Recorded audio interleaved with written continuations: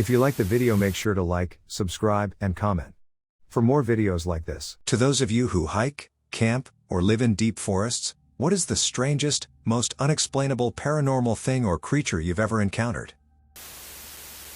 The hairy man in the woods. Wichita, Kansas. Back in 1886, a group of hunters returning from an excursion in the forests of Holmes County came across a strange hairy creature deep in the woods. They reported that the figure looked humanoid in origin but acted like an animal. It darted across an opening in the bushes while the group was looking for pheasants. It disappeared from view, but the strange sighting did not end there. Later that same day, when they encountered the figure again, they were shocked to see that it was nude and covered in thick, matted hair. When the strange man spotted the hunters, he darted in their direction, screaming guttural sounds all the while. The hunters fled with their assailant in pursuit until they eventually reached the public highway. The party then observed the man approach the water of Killbuck Creek, crawl on all fours, and plunge into it, where he swam out of view. His movements, they claimed, were reminiscent of those of a dog. The pursuit was over, and the hunters fled into the night, never having the nerve to return to seek their strange foe once more. The identity of the man in the woods, and indeed whether he was human in origin, was never confirmed. My dad and I were hunting in the mountains north of Idaho City. It was about twilight, and we were hiking back to the car. We began to smell something terrible. The stench was as strong as burning bone and hair. It was the worst stench I've ever experienced. The smell got worse, as we kept hiking. We could hear what we thought was someone or something running at a great rate of speed from behind us. My dad grabbed me and held my face to his chest and dropped to the ground. I held close to him as the running got louder. Dad readied his rifle. I heard him say, "Oh no. Son, stand up. Walk with me. Look at the ground." Terrified, I stood. Stupid me turned around and looked. There were the remains of an elk. The head looked like it had been put in a blast furnace. The hair on the body was all singed. The hooves looked melted. The running was gone. We moved closer to the car. It was now nearly dark. About 100 yards from the car, we heard the running again, and we froze. All of a sudden the forest lit up like noonday. We heard a very loud whoosh, and it was gone. The forest was dark. It was quiet. Dead still. We booked it to the car. Threw our gear in the back seat and drove. I kept my head down and just cried. Dad was stoic and silent. Halfway out of the woods, we saw the light again. Bright as ever. But just for a second. And then it was gone again. Made it back to Idaho City and stopped at the Gold Mine Grill to regroup. Went inside, and there was another hunter in there. He looked at us and said, "Y'all see that shit?" He just stared and drank. Weird encounter in the forest. It was thin, white, hairless, and very tall, looked about the size of a lamppost it was standing near. We saw it at night in a part of a huge wooded area but not too deep into the forest. Located in Silesia, Poland. We had a terrible feeling going in there, but we thought we were just imagining things, so we proceeded. We saw it leaning out from the dark edge of the path, like it was looking at us, about 100 meters from where we were standing. Like I stated before, it was extremely tall, very skinny, had long arms and legs, and didn't seem to have any clothing. We didn't see any facial features, though it might have been because of the distance and the poor lighting. One of us encountered it once, a few years ago in a different part of the same forest, though it was only his brother that saw it that time. He didn't say anything other than that it was a terrifying, white thing. Upon asking the brother about more details, the descriptions matched almost perfectly, though the one seen those few years ago was the size of a really tall man. We think it either grew or can change shape. We looked through sources about European/Slavic legends, but we haven't found anything that matched what we saw and are getting quite desperate. Has anyone seen or heard of something similar? A woman humming. Went to this trail at night around 3 to 4 a.m. I was walking with my music blasting. This trail is along a coast. There are trees, and the trail is paved, but I was walking on it during the beginning of spring, and there was a lot of snow that hadn't melted yet. I live in Alaska, and there are many legends here that I've heard of, but I'm not sure if this incident is related to any legends. Anyway, I thought I heard humming, even though I had my headphones on. I took my headphones off and paused my music. It sounded like a woman. I thought if I kept walking, it would fade eventually. I even thought it was one of the boats, but I looked at the waters and found none. I kept walking, but it sounded like she was following me. I looked for a person or something, but saw no one. Eventually I decided to walk quicker. When I got to a certain part of the trail, her voice was gone. Mind you, that part of the trail I encountered her at was really dark, And I swear I used my flashlight on my phone multiple times to see if there was a woman. The part of the trail I got to, where I couldn't hear her anymore, was lit up with light poles. After this encounter, I started blessing myself and a few objects I usually bring with myself for protection. Creepy encounter in the woods on a snowy night. Back in the winter of 2017 or 2018, my friend and I shared an apartment in Morgantown, West Virginia. My friend had one of her friends visiting for the weekend. The day she was supposed to leave, a snowstorm hit and blanketed the city with at least 5 inches of snow. Peeking toward sunset, it was clear the roads would not be safe to travel on. We decided to take a walk on a short trail through the woods near our house. It's a reservoir and nature area, well traveled by myself and many in the neighborhood. It was still light outside, but getting dark. As we made it to the reservoir, we all turned to go back when we saw a man, maybe 30s to 40s, wearing what I can only describe as period attire. He had on a black suit with a black coat and a black top hat. Something you may see from the late 1800s or early 1900s. As he walked past us, neither us nor he said a word. I can't remember if I even saw his face. He passed probably 5 or 6 feet from us, walking at a typical pace. We collectively felt an eerie feeling as we quickly, without saying a word, went to leave the area. Before we turned away from the man, and as he was maybe 30 feet away from us, facing behind, he took his hat from his head and brought it down to his left side before putting it right back on. He never turned back, but we walked as fast as we could out of the woods. We went to our local dive bar, had a few drinks, calmed down, and laughed about it. I've mentioned it to my friend a couple of times, and we remember it being a weird moment. I'm not convinced he was actually a person, maybe a ghost or other paranormal thing. It still creeps me out wondering who, or what, he was. Why am I sharing this now? I'm curious if anyone has had a similar situation. I've tried looking around the internet with a description of what I saw but haven't found anything yet. We can't be alone. Something's in the woods, and we don't know what to do about it.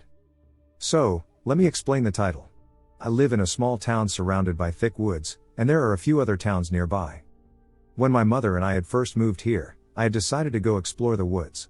As I was walking, I found a bunch of huts made out of sticks. Then, I walked to a river and heard heavy breathing behind me. But when I turned around, nothing was there. I decided it was best to get out of there as quickly as possible. A few weeks ago, I went back to the same area of woods and I saw a shadow of someone behind me and heard footsteps. Not sure if it was an actual person, but I ran out of there, not wanting to find out. Recently, my girlfriend had a dream that she was in her kitchen and looked out the window. There was a creature who looked like it was rotting. Its joints were all backwards, and it looked humanoid and part goat, according to her. It looked at her and made a strange scream. She then woke up. The next day, she was having a conversation with her little sister when she heard a voice outside. She paused in the middle of her sentence and freaked out when she heard a scream similar to the one in her dream. I've been hearing knocking at my window, and I am not happy about it.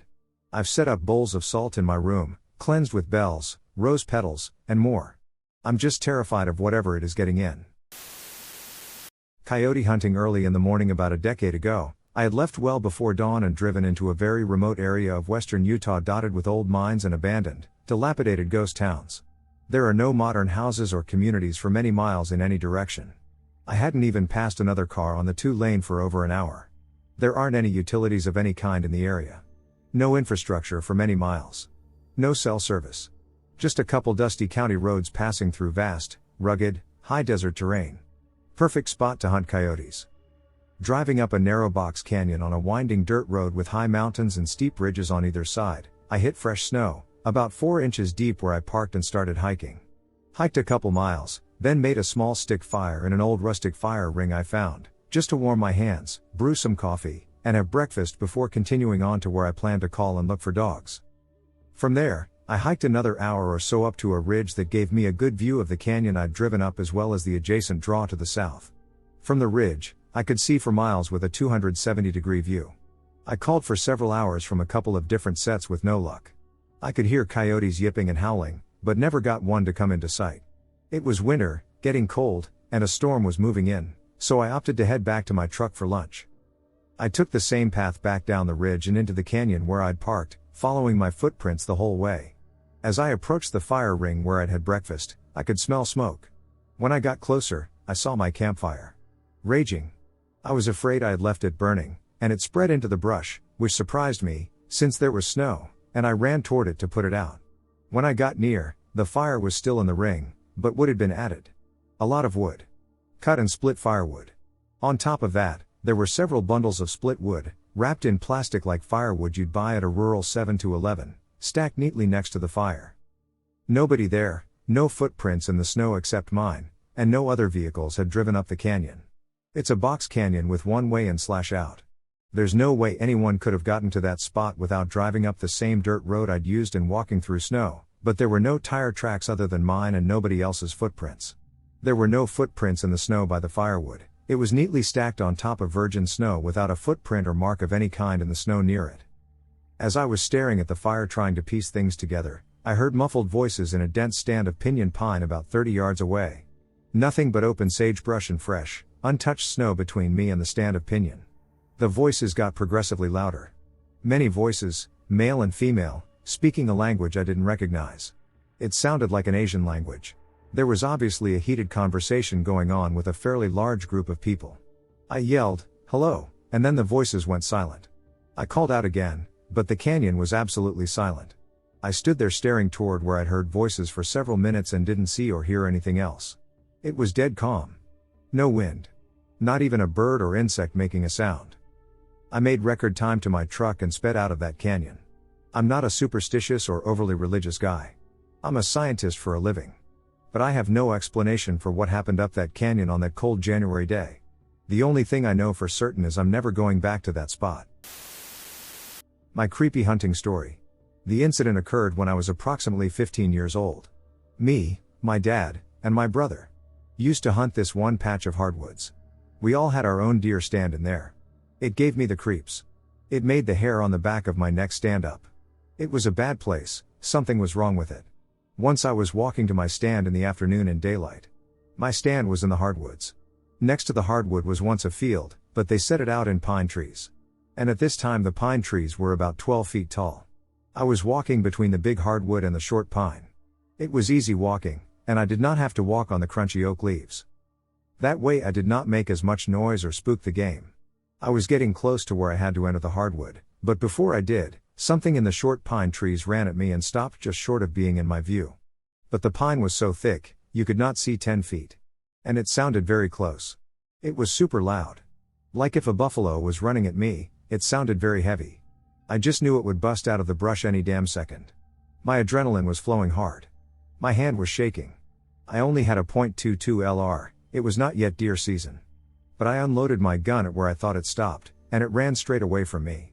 It was again very loud, and I could hear its stomps running away until it was out of hearing. Back then I figured it was a big buck. But I'm not so sure anymore. I have spooked off deer many times, but they never sounded like a damn elephant running off. I took a break from hunting that spot. But not long enough. I went back because there were tons of deer. So once again I was headed out there to my deer stand in the dark before daylight. And I could hear something running right behind me. My flashlight was junk. And it was very dark. It got so close to me I was waiting on something bad to happen. Scared the crap out of me. But I was close to my stand. So I ran there as fast as I could and climbed it. And daylight could not come fast enough. Years later we were all talking, and I told them that back when we hunted that spot years ago, something about it gave me chills and made me want to run back out. It was just a bad feeling of dread. They both said they felt the same way. And I always just thought it was me. But they felt the same. We had no answers. We had never spoken of it before. We quit hunting it because the land got leased. Also, I never felt that way at any other place I've hunted. It was a very bad place to be in the dark. And I don't miss hunting it. Anyone ever felt this way about a patch of woods? Or does anyone have any answers? This experience is one I never shared with anyone besides my brother. When I was about 13 years old, I was living in rural BC. One night I was in the hot tub on the deck outside just watching the woods, taking in the silence. It was winter time, and we had just recently had a snowfall that left around knee-height deep of snow. It was around 2 to 3 a.m., and out of nowhere, this very large wolf, bigger than one I have ever seen by far, came out of the woods. I remember its coat being a shimmering silver and its bright, piercing green eyes. As this wolf was walking along the fence of our paddocks, it locked eyes with mine, and we just kind of stared at each other as he walked past me, both alone in the middle of the night, in the middle of nowhere. What happened next to this day instantly makes my skin shiver. As the wolf walked past, he walked towards our barn with our horses in it. It became darker as it entered the barn, but the other side of the barn still had a bright light illuminating the outside that I could clearly see. This wolf, as it entered, halfway through it went from the shape of a wolf to a very large, broad-shouldered person. The horses didn't make a single sound, and this person that now stood roughly 7 feet tall rounded the corner towards the open field but didn't emerge from the other side, and I never saw it again. My brother had his own encounter with this same wolf. I'm guessing, he told me that he woke up randomly one night from the feeling of being watched. He then looked out his window to see a very large wolf walking away from it, so I'm guessing it was watching him sleep. This place we lived at was old native ground. Our barn was an old schoolhouse where the Catholic priest would put the native children and teach them lessons on Christ. It even had the old desk and chairs inside still. My brother and I both saw children's faces in the panes of glass from that barn and lights turning on randomly. We had closet doors slam repeatedly for minutes at a time, footsteps, and feelings of being watched. In my room I saw glowing red eyes on the ceiling, and I hid under my covers till morning. Anyways, my main subject of this and what I'm more seeking answers for is what did I encounter outside in the middle of the night? After I looked around myself, the closest thing I could find was skinwalkers or wendigos, but from what I read, these creatures have deformed features or things that make them uncanny or straight up horrific. What I saw, nothing struck me as abnormal about this wolf besides its massive size until it literally changed its entire form in front of me. I know this is a long-winded read. Sorry, I'm not a great storyteller, and there's just so much that I experienced at this property that this just scratches the surface of everything. The wolf incident is just something I've never really been able to grasp, and I always wanted some kind of answer because it feels and sounds unbelievable. I also understand that the term skinwalker is Navajo lore and doesn't correlate with BC tribes, but this is just a representation of what I saw with the closest accuracy. A strange experience I had a few months ago. I work a night shift for a warehouse. I won't say which since it's not important to the story, only that I was coming home around 3 a.m. Now I'm out in the country where my home is in the hills, and it's about half a mile from the main road. About halfway up, the nice, smooth road turns to dirt. As my wheels hit the dirt, I felt eyes watching me almost immediately. Which normally I wouldn't care about, because it's normal to see wildlife watching me come up the road. Only as I got to my normal parking spot did I grab my pocket knife I keep in the glove box and step out. My eyes immediately turned to the direction of a dark patch of woods on the other side of the road. Something told me to look there, and I held my knife up calmly, saying, "I know you're there." As the words left my lips, the world went dead quiet, which is very strange, as there is a waterfall maybe 500 to 600 feet away from me, and I can always hear it when I come home, but even it went silent. It stayed like this for a good 10 seconds before the sound returned, and I heard something running away from me. I just kept my knife to my side and walked like I normally would to the house, as I felt like running would have been a terrible idea. As I got in, I saw the dogs that normally greeted me weren't anywhere in sight, and they were in the living room, both looking out the window in the same direction I felt the gaze something from. I didn't say anything to my fiancée as she was asleep, and she doesn't have a belief in the paranormal as I do, coming from my Mapuche heritage, South American Indian tribe. I grew up on stories from my dad and had heard the Native American stories of Wendigo, skinwalkers, and other spirit creatures, but since that night I've never felt that same presence. No idea what it could have been, I just know it wasn't deer like I'd normally see around my home. Creepy encounter in the woods. Growing up in the suburbs of Dayton, Ohio, I got used to seeing abandoned farms, old buildings swallowed by time, left to rot as property developers prepared to take them down. My friends and I would ride our bikes to those old places, hoping to find forgotten relics from the past. But that day, I was alone. I'd been pushing my bike along a wooded path thick with silence when the sharp scent of cigarette smoke cut through the air. The realization struck me, I wasn't alone. That's when I heard a voice. A man calling out said he needed help for his puppy, who'd injured its paw. I looked up to see him standing a short distance away, his face calm, almost pleading. It felt oddly safe, like he was inviting me to trust him.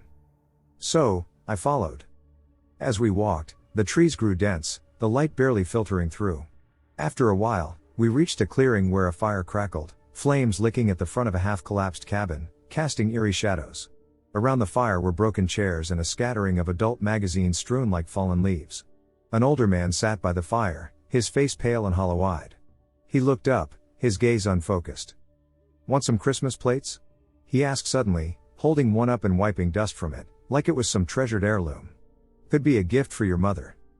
I nodded, not knowing what else to say, my gaze darting around, still looking for the puppy. The man who led me here crouched beside me, flipping open one of the magazines. His finger trailed across a photo of a woman, bare and sprawled across the page. "Do you like what you see?" His voice was smooth, almost syrupy, as his face twisted into a grin. A cold sweat prickled along my skin. My heart was pounding, but I swallowed and nodded, barely aware of my own response. "You thirsty?" he asked, reaching into a cooler and pulling out a bottle of cheap wine, holding it toward me. I shook my head, feeling my stomach twist. "No. I'm good." He stepped back toward the cabin, motioning for me to follow. A large piece of cardboard covered something on the ground just by the edge of the fire. He pointed to it, his smile widening. "Come here. I want to show you something." The moment he turned away, a fierce survival instinct kicked in. I bolted, tearing through the woods, stumbling over roots and ducking branches, half expecting a hand to grab me at any second. By the time I reached the edge of the woods, I didn't even care about my bike. When I got home, my older brother and his friend were sitting on the steps. I told them the whole story, the words tumbling out in breathless bursts. They didn't say a word, just picked up whatever they could find, sticks, an old baseball bat, and we headed back into the woods, my pulse still racing. When we returned to the clearing, the fire was dead. The men were gone, and my bike was nowhere to be found. Only the cardboard remained, covering whatever had been underneath. My brother kicked it aside, revealing a black hole in the ground, a well. Empty and deep, it gaped at us, the silence suddenly overwhelming. Peering in, we saw the skeleton of a dog, twisted and curled at the bottom. And next to it, a filthy piece of paper with a scrawled message, barely legible. "They're eating the pets of people who live here." The forest closed in around us, dark and watchful, as the horrible words sank in. This is a true story. If you think otherwise, it's totally understandable. It is hard to believe, and sometimes I even wonder if it was real or perhaps just a dream. Anyway, for background, I grew up in Michigan, and I would stay with my aunt and cousin during the summer and sometimes during breaks. I was only 10 years old, and 27 now, but I remember it so vividly. So, here goes. It was June 21st of 2003, my birthday, and the summer solstice was upon us.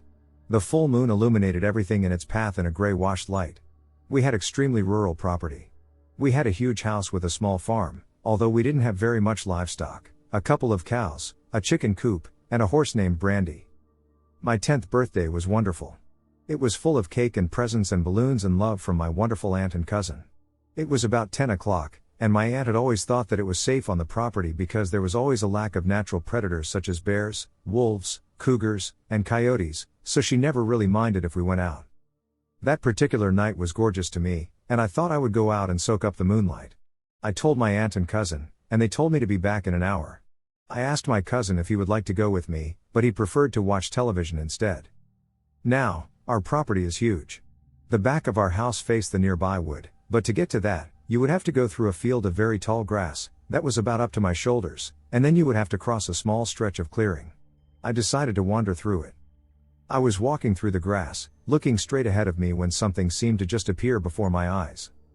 The creature was tall, muscular, and extremely large. Its color was orange, and it seemed too busy with something. It was just at the end of the long grass, and it was bending down. It was very hairy too, and I focused my eyes on it. Then, it stood. Clearly, it was standing on two legs. And in its mouth was what seemed to be a deer carcass. It was munching and crunching on it, it was feasting. It was so wolf-like, but I knew it wasn't a wolf of any kind. It had an unnatural and unsettling feel to it. I had heard stories of what was called the Michigan Dog Man, but this one seemed different. All of the encounters seemed similar to this one. But here's the thing, the Dog Man was described to be black in coat color, not orange or any chestnut color. I stood there, dumbfounded. Shocked. Then, it turned its head to me. I ducked down and crawled up into a tight little ball. Tears rolled down my face as I waited for what I thought to be death itself to decapitate me, tear my throat out, or slice my belly open and spill my insides. I have seen movies, you know. These things, as I believed, killed anything that moved, and escape and safety were futile. I closed my eyes, but after that I could never open them again. I had passed out, I fainted from fear and shock. And I also discovered, shamefully, that I had urinated on myself. I was in bed, in my home. My cousin and aunt came in and tore my head off. They yelled that I was supposed to be back in an hour but was out there for 5 before they were able to find me. They were worried sick for me. Then they asked why I had passed out. I explained what happened, and then they seemed to get angrier and told me to stop playing games. I told them that it was true, but they still didn't believe. Now, what do you think? Was it a dream? Can anyone have a logical explanation for this? If so, please tell. Knocking on a bathroom door deep in Canadian woods. Hey, a few days ago I was up at a cottage that my family and I rented out for the weekend. This cottage is deep in the Canadian woods, and the closest town was more than 30 minutes away. I already had an uneasy feeling when we entered the house because of the statues or weird angles with wigs and random dolls they had around the house. My whole family was at the dock, and I went up to the house to use the washroom about 3 times. The first time nothing happened, but the next 2 times I heard walking up to the door and someone using the door knocker exactly 3 times, then walking away. I immediately checked who was there because I knew everyone would be at the dock, but there was nobody there. This happened again, but I thought that it was my brother or cousins trying to scare me. The next day we were all at the dock again, and my little brother went up to use the washroom. He ran down about a minute later with true fear on his face and told me that someone knocked on the washroom door 3 times, and if anybody had gone up. I told him no, and I realized that the same exact thing happened to me twice the day prior. Do you guys think this was an entity? Or worse, a random person in the woods who entered the house? The creature in the woods. Trying to contact the creature that was stalking me. Any ideas what it could have been? So last night, I, a witch, and my roommate, a shaman, were walking in the forest familiar to both of us. I was walking without my shoes like always and was feeling calm and confident. There were a lot of animals, the forest was awake. But the deeper we walked, the more silent the forest became. Until there was no noise at all. My friend stopped. So did I. I got a feeling that something was watching us from far away. I whispered to the shaman, "Are you getting this aura too?" And he just nodded. After a while we kept going to the deeper part of the forest, and the feeling of being watched grew stronger and stronger. We kept stopping. I started seeing a pale creature in the corner of my eye. It was in the trees. I whispered that to my friend, and he just shushed me. We started walking back to our apartment, and the creature got closer. I could feel its eyes on me. Then I stopped. I stopped my friend as well. To less than 30 feet from us in the trees, I saw a tall humanoid creature with horns like a goat. No hair anywhere, no genitals. Long arms and legs. My friend started showing his teeth. He started acting like a wolf, and the creature just stayed still. I prayed for the forest to protect us, and we kept going forward. It kept following until we crossed a river. It stays on the other side. We can see the river and the woods from our window, and it kept stalking us and I could see it in the trees of the forest from time to time. Just staring. I'm returning now to the woods to investigate more. I'll keep you updated. Update, so I've been walking a lot in the forest and always had a strong feeling of being followed, but nothing else happened until today. I was walking there with my roommate, and I had a sudden urge to get off the path and go to a certain tree in the forest. My roommate grabbed my arm and pulled me back. At that same moment, we started hearing a loud, scratching, reminding voice from the upper part of the tree. We started to back off trying to find the source of the noise, but it was fast. Moving from tree to tree. We saw flashes of the creature. White and pale. We were hugging each other at this point while backing off. We started hearing a dog behind us, and there was another person with their dog. The scratches from the trees went away and birds started singing again. I didn't even notice that the forest was silent before the voices came back. I'm truly thankful for that person who happened to be walking their dog there at the moment. I'll go investigate more next week and try to find something to update for you guys. Something was calling my name. So to begin the story, I was around 16 at the time this was happening and living in Southeast Texas. So as a teenager I did a lot of camping with my older cousin at our property. For the sake of the story we'll call him Kenny. It started as a normal Friday. After school, I went home and met up with Kenny, bags already packed. We hopped in the truck and started the hour-long drive. We got there as dusk was setting in. We quickly pitched the tent and got the fire roaring just as the sun was setting. After a few beers, we settled in for the night, and we set up our small tent at the edge of the pasture, about 100 yards from the tree line. To give a brief description, there was a pond just inside of the trees, and beyond that, 200 acres of untouched woods. The area was very secluded, and you had to drive a few miles of road just to get to the pasture behind 2 locked gates. So for one reason or another, I couldn't fall asleep that night. I don't know if you've been camping before, but at night the woods are almost completely silent save for the crickets and frogs or your cousin snoring. So I later awoke listening to the sounds of the woods and enjoying the peaceful night, but something happened. The crickets stopped as complete silence took over. I sat up a little bit but brushed it off. Then the loud snap of a twig echoed through the night, and compared to the silence, it sounded like an explosion. Now, like any self-respecting Texan, we came armed to the teeth. I grabbed my 1911 from under my pillow. I had put a round in the chamber before going to sleep, and now I clicked off the safety. My initial assumption was that some meth heads or hunters were intruding. Then I heard a loud splash from the pond. Whatever was out there was getting close. Then I heard my dad call out to me. It was barely loud enough to hear. "Chris. Help, I'm hurt." Hearing my dad hurt, I felt a sense of urgency, so I pulled on my jeans and boots, grabbed my gun, and reached for the tent zipper. When the voice called out again, it said the exact same thing as before, and my heart froze. I stopped, hands still on the zipper. My dad didn't come with us. He would have told us, and even if he didn't, we would have heard his loud diesel truck pulling up, and he couldn't have come through the woods with us because he told me himself he had never been deeper than I shot. It called out again, and I listened carefully. Something was off, but I couldn't place it. It sounded like my dad, but it didn't. Like someone who had never met him but could do a spot-on impression. I felt a chill run up my spine as it called out one last time. "Chris. Chris, I'm in pain." I lay back down, gripping the pistol as tightly as possible. Needless to say, I didn't get any sleep that night. The only person I've told about this is my father, who assured me he wasn't there. Whatever was out there wanted to lure me into the woods, and it damn near did. I've gone camping there since then, and it's never happened again. If anyone knows what this could have been, please tell me. Wind chimes in the woods. For context, I was camping out down a road from Mount to ID, US Highway 12, that is fairly known for giving people the creeps and horrible accidents.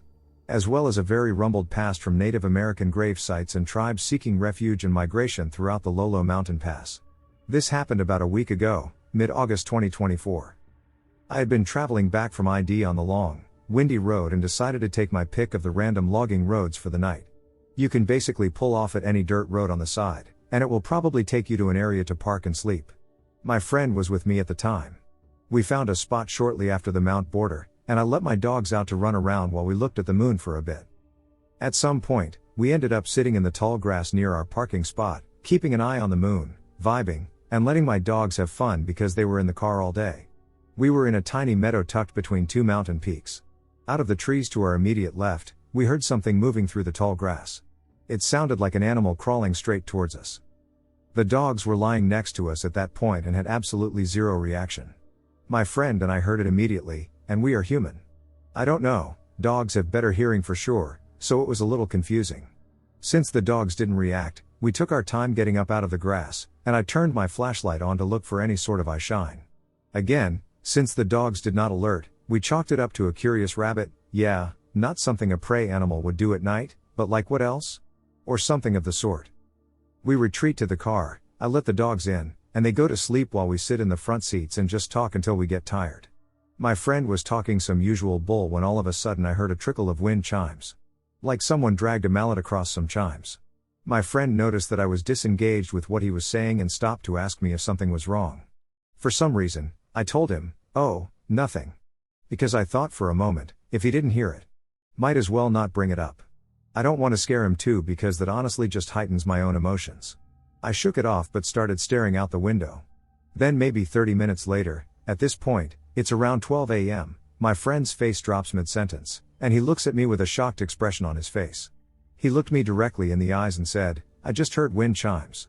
OMG haha, I freaked the F out, and I told him about how I heard them earlier but was too scared to say anything. Both times we separately heard the chimes, both of our windows were open. So, if I heard it, he should have?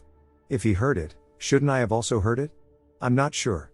We didn't hear a peep after that, the dogs never barked. We used some sense and logic to conclude that if the dogs were not freaking out, whether that threat is physical or spiritual, then we shouldn't have to leave. We were both exhausted and had no desire to drive any further. I know it's not the scariest thing in the world, we were definitely shook, but we didn't feel like the boogeyman was coming to get us. It was just very odd. We assumed when we got there that there were no houses, no campers, so we didn't think about that until the morning. In the morning we took a good walk around, at a sizable distance, until we were completely out of earshot if there were possibly actual chimes nearby. We looked in the trees, we looked everywhere. It didn't exactly sound like a random set of notes, like the chimes you hang on your porch. It was like a scale of chimes going from low to high. I was on a day hike with my dog Mischief, a big, friendly husky mix. We were hiking on a trail in the woods when I saw a young couple, early 20s, walking towards us. Mischief loved people and had never met a stranger, but she seemed really bothered by this couple for some reason. She whined a little bit, backed away, and would not go within 15 feet of them. The woman was wearing bell-bottom pants and a fringed jacket with beads around her neck. The guy was wearing a t-shirt with what looked like a Vietnam-era army shirt unbuttoned over it. They both looked like they walked right out of the early 1970s. This was about 2010, and 70s fashion was kind of making a comeback. But on a trail frequented by people in cargo shorts/pants, they kind of stood out. They were friendly enough. They said they were having trouble getting back, and did I know the way out? I gave them directions to the trailhead/parking lot and told them how far, about a half mile, it was. They thanked me and walked on, as Mischief and I continued in the opposite direction. After about 15 paces or so, I turned back to look at them and make sure they were heading in the right direction. I should have still been able to see them walking away at that point, but they were gone. I'm sort of a skeptic, so it's possible that an oddly dressed couple just got lost in the woods and my dog just didn't like something about them. It didn't actually register as strange until I was walking away, but it's one of those encounters that sticks in the back of my mind even now. The man in the woods. So this happened when the creature known as Slender Man was becoming famous. I and a few friends were exploring our local forest, just things kids did. We were having an amazing time building dens, climbing trees, etc. The thing is, you see, the forest supposedly had a curse. If you stayed after sunset, a creature would follow you for years to come. At the time we didn't know this, and it was the biggest mistake of our lives. As we didn't know about this, we stayed out past sunset. A few of my friends were telling me they were hearing rustling in the nearby bushes, so me being the scaredy cat I am, I got scared, but they told me it was a joke. So, me being annoyed at them, I walked off into the distance. Until I saw something. A huge person, 8 or 9 feet tall, wearing a suit. I stopped in my tracks and screamed. I turned around and ran as fast as I ever could, screaming for my friends to start running. They didn't run. It scares me to death to even think about this. The sight just terrifies me. A long arm came out of the figure and grabbed him. He screamed and squirmed, but we didn't know what to do, so we kept on running. This was my biggest mistake. Unfortunately, he was never seen again. Eventually we got to the parking lot, and still being terrified, we ran down the road into the nearest neighborhood. I called my friend on my phone, but he didn't answer. We called my mom and asked her to pick me and my friends up in her car. She could see that we were frightened, and we told her what happened. The look on her face. She went home and called the police immediately. Eventually my friends went home. After this there were many sleepless nights and weeks of night terrors. His whereabouts are sadly still unknown. This happened to me a few years ago, and it is still one of the creepiest experiences of my life. This may seem underwhelming for some, but this is my personal paranormal experience, so here you go. In 2010, my friend's dad passed away from cancer, and I believe this occurred around 2013-2014, during the fall season, when the trees were dying. I went to the movies with my girlfriend, my friend, and my girlfriend's friend. We were dropping her friend off at her house, but it was a bit of a ride because she lived way in the back of the woods. Anyway, we're all talking about the movie we saw and laughing and jamming out to music, but I noticed my friend in the back suddenly was quiet and looking behind us. I thought it was weird but didn't say anything. We get to the house, and my girlfriend had to get something out of her friend's house. I don't remember what it was, but while the two girls were out of the car, my friend suddenly says to me, "This may sound weird, but I saw my dad in the woods. Like only 10 feet or so away in the woods, standing in the trees." I was blown away and said, "So is that why you were so quiet?" He just said, "Yeah. I feel really weird and just want to get home." I should probably mention at this point that he constantly said how his house was haunted and weird things always happened, but none of us ever experienced anything, so we didn't really know what to make of it. So we drop my girlfriend off, and we head to his house. When you walk in, it's the family room, straight ahead are the kitchen and living room, and to the left there are 2 bedrooms and a bathroom in a cross-like pattern. His room was a doorway in the family room that led upstairs and was a renovated attic. I was waiting on the couch while he headed upstairs to get his stuff because he felt really uneasy and was going to crash at my place for the night. While I was waiting on the couch, I suddenly heard a noise from the left side, where the crossway of the rooms is located.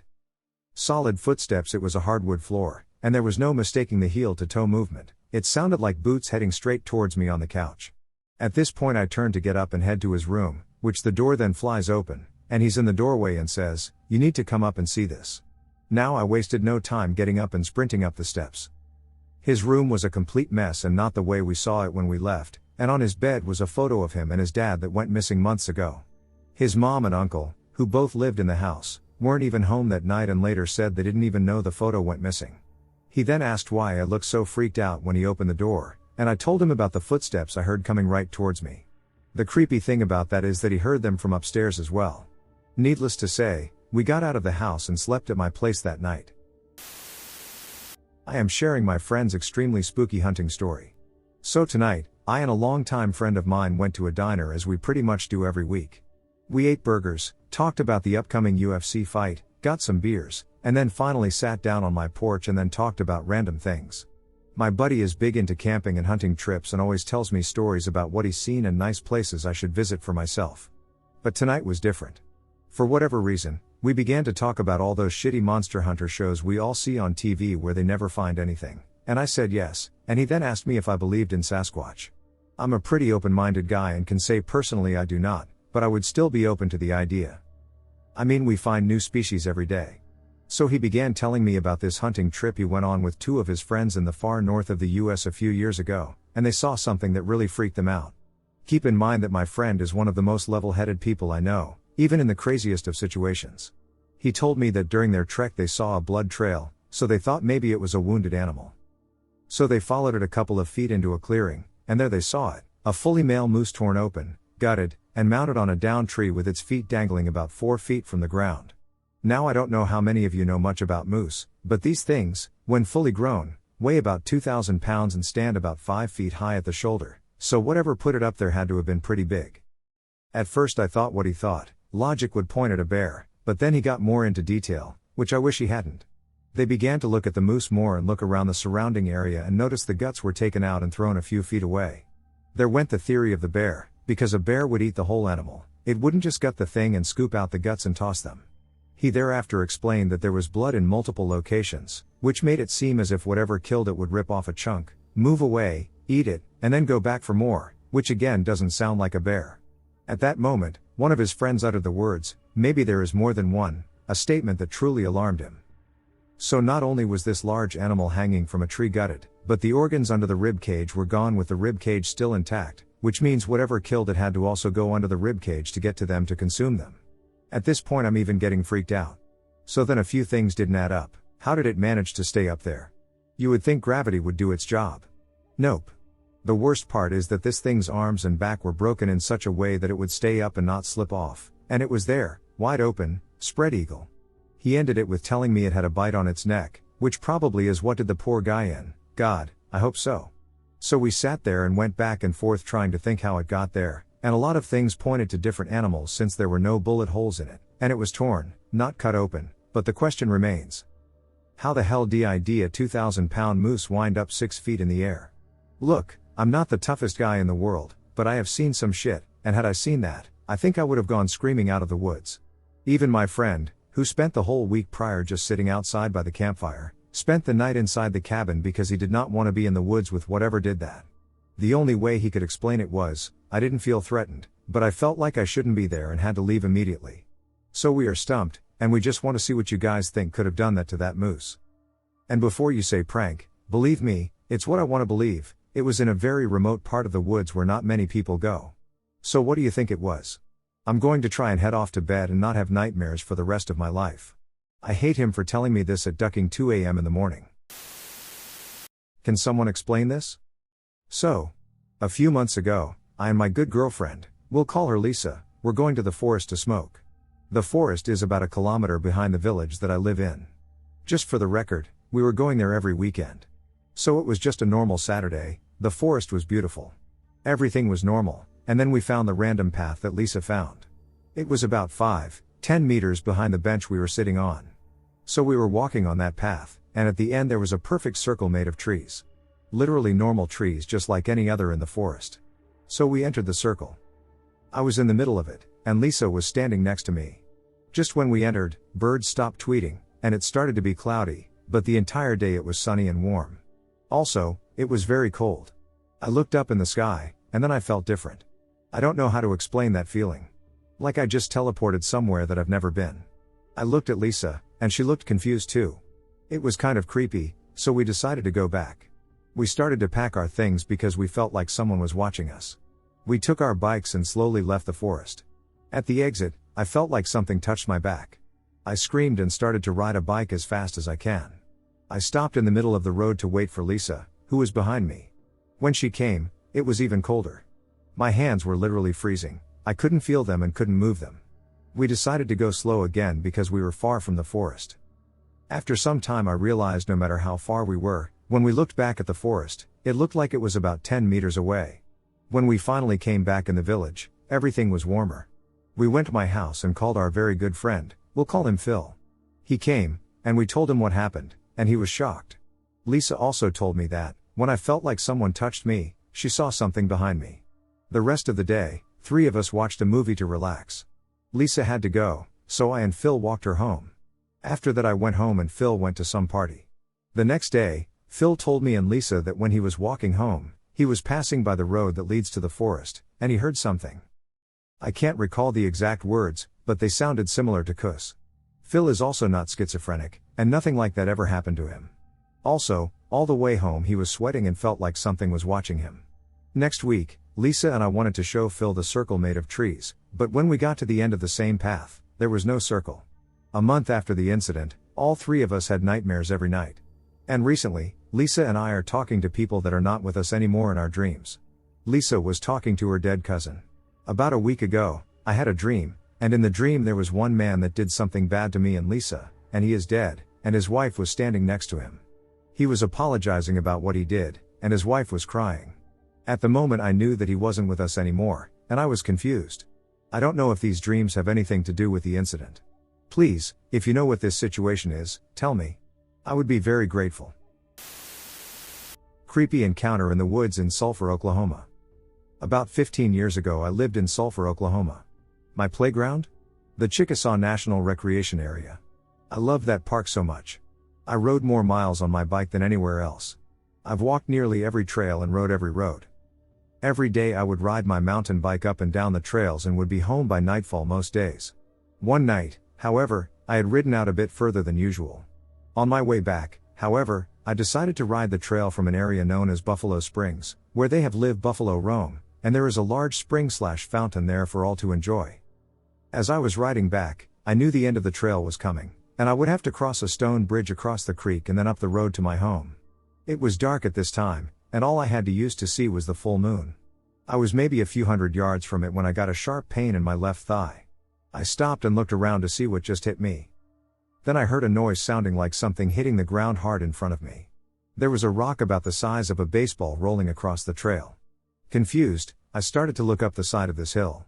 Just as I turned my head to look, I almost fall off my bike when another rock comes flying down and hits my front wheel. I finally have my eyes adjust to look and see someone very tall and dark and covered in hair at the top of the hill throwing things at me and screaming. I yelled I had a cell phone and was going to call the police. I didn't actually have one, as I didn't have a cell phone yet. This seemed to have pissed him off. He started charging down the hill at me. I, for obvious reasons, lit up the bike and took off. Just as I crossed the bridge, I heard a huge splashing noise in the creek and saw it was a large rock that had been thrown. I was in the clear to home but was frightened all the way there. I went to the ranger station later the next morning and told a ranger I knew there about what happened. He says, "PR, so you were attacked by Bigfoot?" Snidely laughing. Me, I don't know what it was. But something was trying to hurt me out there. PR, okay Justin. If I have any more Bigfoot, I'll let you know what we get. I just said fine and left. The very next week I was riding, in the daylight, when PR pulled up next to me and said for me to get in. I asked why. He said he needed to show me something. We headed to the police department in town. Before we got out of the car, he turned to me and said, "PR Justin, I have to give you a huge apology. I will be honest that I didn't believe you when you told me that story of you being attacked. However, it has come to my attention that a couple was out in the same area last night and was attacked in the same way, saying they had seen a large hairy creature throwing rocks and sticks and screaming at them. They called the police, and they came out with some of the other rangers, including myself. I immediately thought about what you had told me. When we arrived and started up the hill, sure enough, we were having rocks and things thrown at us. Guns drawn and yelling, 2 officers tackled a man to the ground. He was 6 feet 5 inches tall, naked, covered in mud, and had long hair and a large beard. He had escaped from the Veterans Center across Veterans Lake. Apparently he thought he was back in Vietnam, and he was trying to take out the enemy. PR said I was very lucky because he was trying to kill me. We went inside so I could give the police my statement as to what had happened. They had him sent to a more secure facility somewhere else.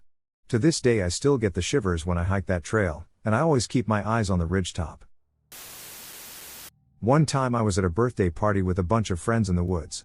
We were out there for around 4 hours, and near the end of the party, we all started hearing quiet voices all around us, including the opposite way of the entrance, coming from beyond the tree line in the pitch black. Little backstory for the location. It was a remote opening near a single-lane dirt road that we had to drive out to. There are no houses or neighborhoods anywhere near this area or the road, as it is part of a national forest. All of us arrived during the day, and when we left, there were no other cars parked at the entrance. There is a gate at the end of the dirt road that restricts car access beyond that point. We became extremely quiet and could hear whatever was out there whispering. It sounded like it was over 20 different voices, and we started to pack up. There were no lights anywhere around us. Whoever they were standing in complete darkness and had walked at least 12 miles from the other entrance. After we had quietly gotten the tables and chairs packed up, we went to leave, and we heard a loud pop noise, and then another loud pop noise right after, as if something had been fired at us and then the impact. We ran into our cars and sped away. I've talked about this several times with a few friends that were there, and we have no rational explanation for what happened. One of my friends, who was an avid hunter and hiker who had explored those woods thoroughly, was adamant that it made absolutely no sense that such a large number of people were in this area of the woods at that hour with zero lights. Furthermore, he clarified that if they didn't park at the gate and walked from there, they would have had to have hiked a dozen miles to get to where we were, considering they seemed to have come from deeper in the woods than we were. This is a true story. I have nothing to gain from sharing this experience, it just happened, and I have no explanation. I've never been back out there. This happened around early 2017. So my sophomore year of college, my best friend and I decided to take an Adderall so we could stay up all night and write the papers that were due that week. So we did it, and we stayed up really late and finally finished. It was about 3 a.m. when we decided to go get some food and smoke a joint. So we get in the car and get the food and decide to smoke in the car at her apartment complex with the windows down. I'm not sure if you have ever had a bug on your body and felt it, yet ignored it because you were just busy or thought it was something else, only to finally look and see that it really was a big ducking bug. That's what this next part was like. So as soon as we pulled into the parking spot, which was facing head-on toward a big opening of woods, I felt like something was weird. But I just took a few bites of my food and rolled the joint anyway, thinking I was just spooking myself, but the whole time something felt off, and I felt like I could see something in the forest. The beginning of the forest was about 8 feet from my car. Finally, when we've been smoking the joint for about 2 minutes, I decide to actually look harder at the woods and the movement I was seeing. Immediately as I look closer, I see 2 huge yellow eyes staring back at me. It was like they were just really big eyes on a white face peeking at me through the bush. Terrifying enough as it is, it doesn't end here. As soon as I made eye contact with it, the monster, or monster man, starts coming straight for my car. Note that my lights were on, so whoever this was definitely knew we were in there, and I know it had been watching for a long time by the weird feelings I had before. I knew it had been staring right at my eyes for a while because when I finally looked, we made direct eye contact. It starts walking towards me, making direct eye contact with me still. At first, my friend and I thought it was a police officer because we had weed, but it suddenly became clear that it was no police officer, and we aren't sure it was even human. This thing was either a man dressed like a monster or it was a monster. It looked like it had a mask of pale white rotting skin on its face. I was so scared that I had a lot of trouble driving away. My first instinct was to hide and slide low in my seat, but I knew it was coming for me. I stared at the thing in paralyzed fear as it came closer and closer to me. I can't describe to you exactly what it was wearing or what it looked like because it doesn't make any sense. It's like my mind can't even go there. All I know is that it has the physique of a man, but the limbs were way too long. It looked like Slender Man but was different, like it definitely had a face. Finally, I threw my car in reverse just in time. Thank goodness it was already on, and I didn't have to search for the key or anything. When I finally was able to pull away, It was standing in my very parking spot I had just been parked in. My friend and I called the police and told them there was a monster or a man in the woods. They said they checked but found nothing. We had been in my best friend's very own apartment complex when this happened, so we had to live with this memory every day. I have never walked to my apartment from my car without being on the phone with someone since that night, and it is 4 years later. It haunts me, and I hate that someone or something has scarred me so much just by one insane encounter. People always say things like, "Oh, it was a hunter, and it was blurry because they were in camouflage," but I'm telling y'all this was not a hunter. It was just too large to be a normal person, and also, not only that, but you can't hunt 50 feet from an apartment complex? There are also no hiking trails of any sort, and no normal person would deliberately stare at someone for 20 minutes and purposely scare 2 girls at 4 a.m. This was either a malicious person or a true monster. Unfortunately, I and the girl who encountered it too lean more towards monster. People also say funny things like, "Oh, you were high and delusional being up so late, so you just imagined it." First of all, I was in my right mind enough to know what I saw. Period. Also, my friend and I saw the exact same thing at the same time and experienced it together. We both described the exact same thing. I have done some research, and the only thing that I feel like it was comparable to was a rake. But the thing I saw was even scarier than the rake pics on the internet. Please, if anyone knows what this could have been or has had a scary experience like this, please tell me about it. I legit have no clue what really came at me and my friend that night, and I'm just dying to figure it out because it just seems like this ominous boogeyman haunting me. Weird voice in the woods, looking for answers. A tedious but needed introduction. I, a 26-year-old female, reside in the Italian region of Marche, located in the heart of the country. Now, my hometown is called Fabriano and is a small town in a valley. We don't have really high mountains here, just hills and some small mountains, but mostly hills.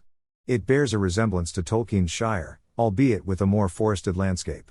After a few years of living in Verona, where I experienced the only truly creepy and terrifying moment of my life, I decided to return to my hometown, Fabriano.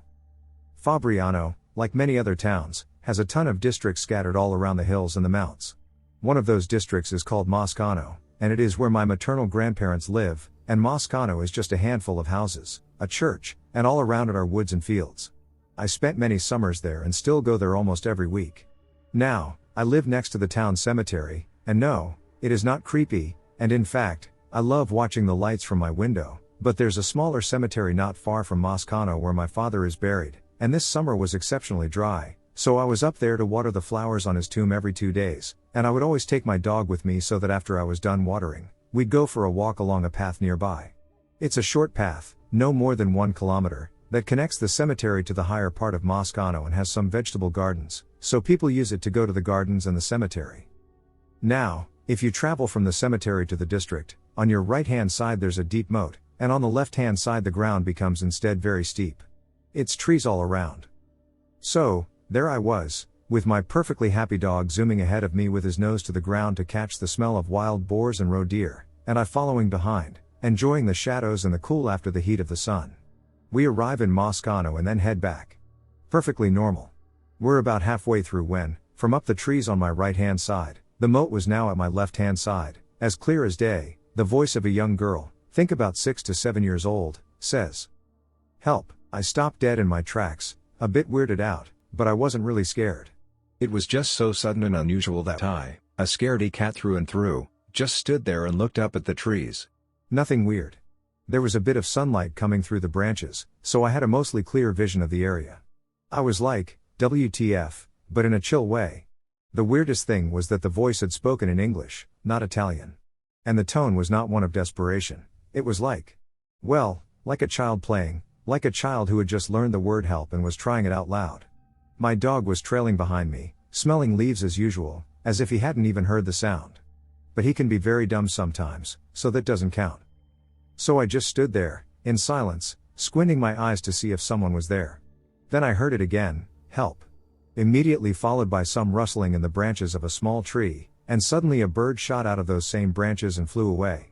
I couldn't identify it. It was as gray as a turtle dove, with a bit of black or brown, I think, maybe as big as a carrion crow.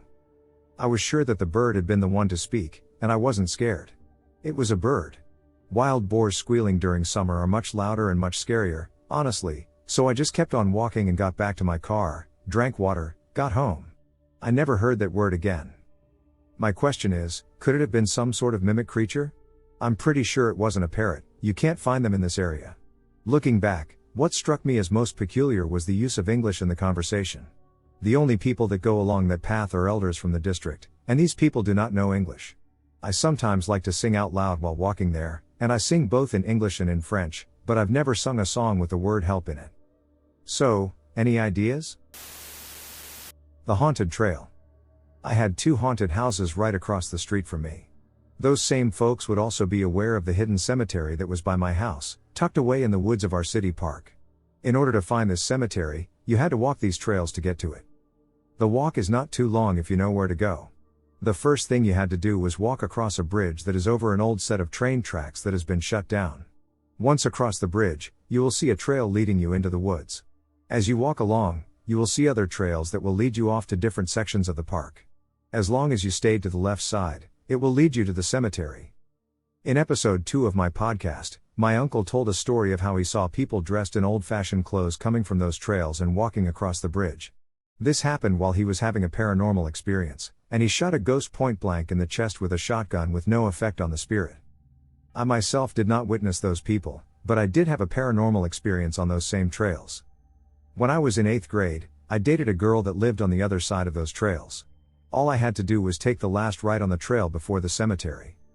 One night while sneaking out of my house to see my girlfriend, I headed into the trails. I was moving kind of fast because I was out past curfew and didn't want to be caught. As I was heading down the trail, I heard a noise like someone was walking behind me. I stopped dead in my tracks to see if anyone was there. When I turned around, I didn't see anybody. I stood there for a moment and just listened. I didn't hear anything, so I proceeded to walk. As soon as I took a few steps, I heard the noise again. It sounded like twigs breaking. I started to wonder if I was being stalked by some wild animal.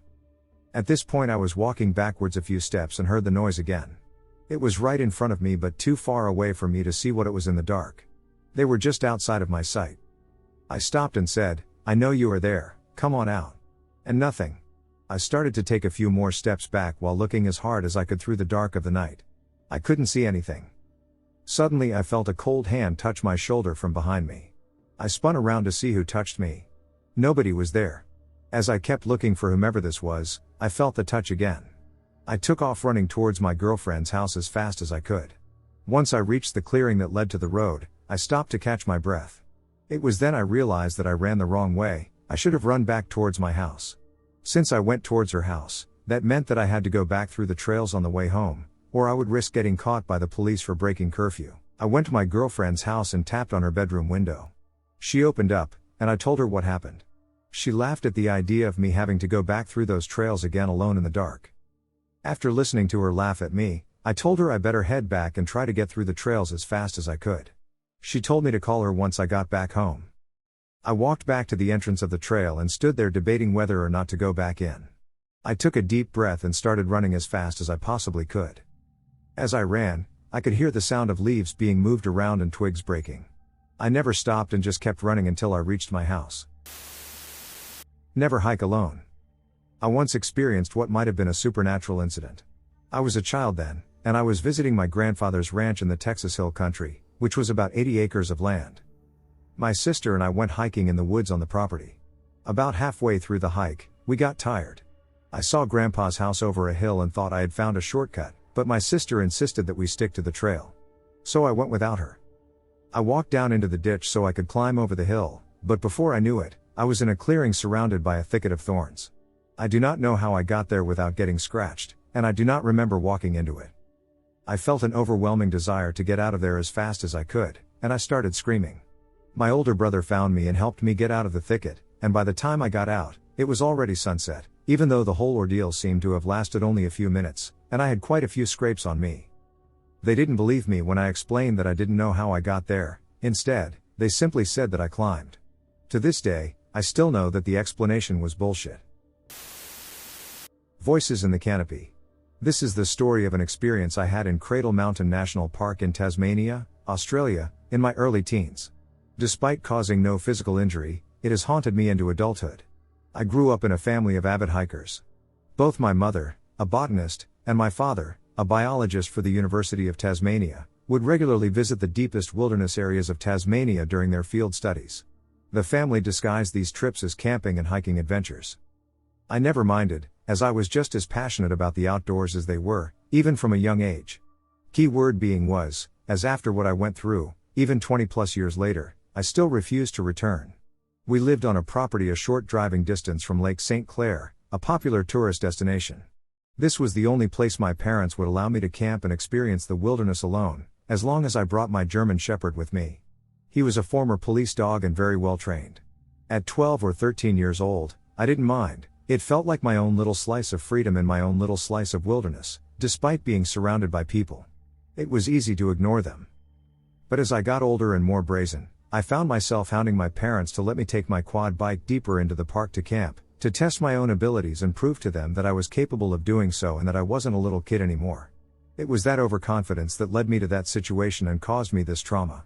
I was 15 at the time of the experience, at the age where I thought I was invincible, knew all there was to know, and was untouchable. After asking my parents for what felt like an uncountable number of times and being told no just as many times, I had enough and decided to just go. I told my parents that I and a few friends were going to the lake to camp and do some fishing over the weekend. Instead, I took my tent and my quad and headed into the reserve. I left just after sunrise to maximize daylight and to make it as far in as I felt comfortable. Once arriving, I set up camp, had some food, and decided to go for an explore. I knew of a spot nearby with a gorgeous rock face where fossils had been found in the past, so I thought I'd try my luck. Shortly into the walk, I realized I'd been turned around and had no idea where I was anymore. At the time, I didn't see it as that big of a deal, as I had a compass and knew that if I headed south, it would take me back to the lake, and I could walk from there. However, by this time, it was getting late in the afternoon. So, stupidly, I decided to try my chances and make it back to my camp and quad bike so I wasn't walking back to camp from the lake in the dark. Big mistake. It was about 4:30 p.m., and the sun had begun to dip below the tree line, casting dark shadows across my walking path. That's when the forest went silent. And when I say silent, I mean silent, no wind, no birds, no forest sounds at all, which made my heart rate skyrocket. It was getting dark, and the silence was suffocating. I just wanted to get back to my camp, light a fire, eat some snacks, and spend my night watching nature's television until I fell asleep. That's when, from every direction, I would hear the sound of twigs cracking and something moving in the canopy above me. No big deal, probably birds or other small animals, I thought. But suddenly, I heard a clear call, "Hey, come here." At first, I felt relieved, as I thought someone along the trails had seen me, noticed I was a bit disheveled, and wanted to help. But looking around, I saw no one. Then it happened again, but behind me this time, the same voice. I noticed it was coming from up in the trees. I responded, "I can't see you, where are you?" and asked for some help because I thought I just couldn't see the person calling out. But then it happened again, from to my left this time. That's when I decided to run. I took off into the brush and ran for a good 2 minutes before I stopped to catch my breath and look at my compass to start making my way towards the lake. I was terrified but felt I had covered enough distance that I wasn't in immediate danger. But seconds after checking my compass and starting to walk, I heard it again, "Hey, come here." But this time it was right behind me. I spun around and saw absolutely nothing, so I began sprinting again and didn't stop. The last thing I heard before bursting out of the trees onto the lakefront was the most evil, demonic laugh I had ever heard. It sounded like 3 people laughing at once. I immediately called my parents to come and get me. I told them what I did and what happened, but they were more focused on my disobedience than my experience. The moment they picked me up was the first time I felt relief, and I cried the whole drive home. I didn't sleep properly for days. My dad went and picked up my quad and tidied up my camp. Since that day, I haven't stepped foot away from the lake. If anyone has had an experience like this, I'd love to hear it because it took my passion from me. I miss being out away from society, but I can't bring myself to do it. I had one of the most bizarre experiences of my life, which involved a Ouija board, a new car, and 4 teenagers in the woods. So I think I should preface this by saying I was raised by a Mexican mother who is very superstitious and an American dad who is incredibly logical and agnostic. So I've always been this balance of logical yet open-minded. Growing up, my mom always told me, "Do not play with Ouija boards. They invite demons and evil spirits into your life." She did everything she could to warn me about demons. Her being a practitioner of Santeria and my abuelita being a curandera, healer/negative energy cleanser, I was warned about bad things my whole life but never felt the same certainty of the existence. Anyways, this was about 12 years ago when I was 16. I was hanging out with 3 other friends who we will call B, J, and I. My friend had just got a brand new car off the lot, maybe 20 miles on that baby. Literally came off the lot to show it to all of us. I'm not quite sure how we started talking about ghosts, but Jay says, "I have a Ouija board. Let's use it." So we get her board and start trying to use it right in the road, under the street lamp of a suburban housing division of Oklahoma City. It's probably 10 p.m. Of course, nothing happens. So we chalk it up to bullshit and decide, hey, let's take this car for a drive around the back roads on the outskirts of the city, and we do just that. I'm in the front seat, just focusing on the road while B and J are talking about something stupid. Now, we're driving along these back roads in a remote, wooded area. The back roads are still paved, we had not been on any gravel roads. His high beam's on, I'm just looking at the road, right in front of me. All of a sudden we hear a loud pop, and then the car starts making weird noises. We pull over almost immediately, he gets his little key flashlight out, and on the passenger side, my side, the tire was flat.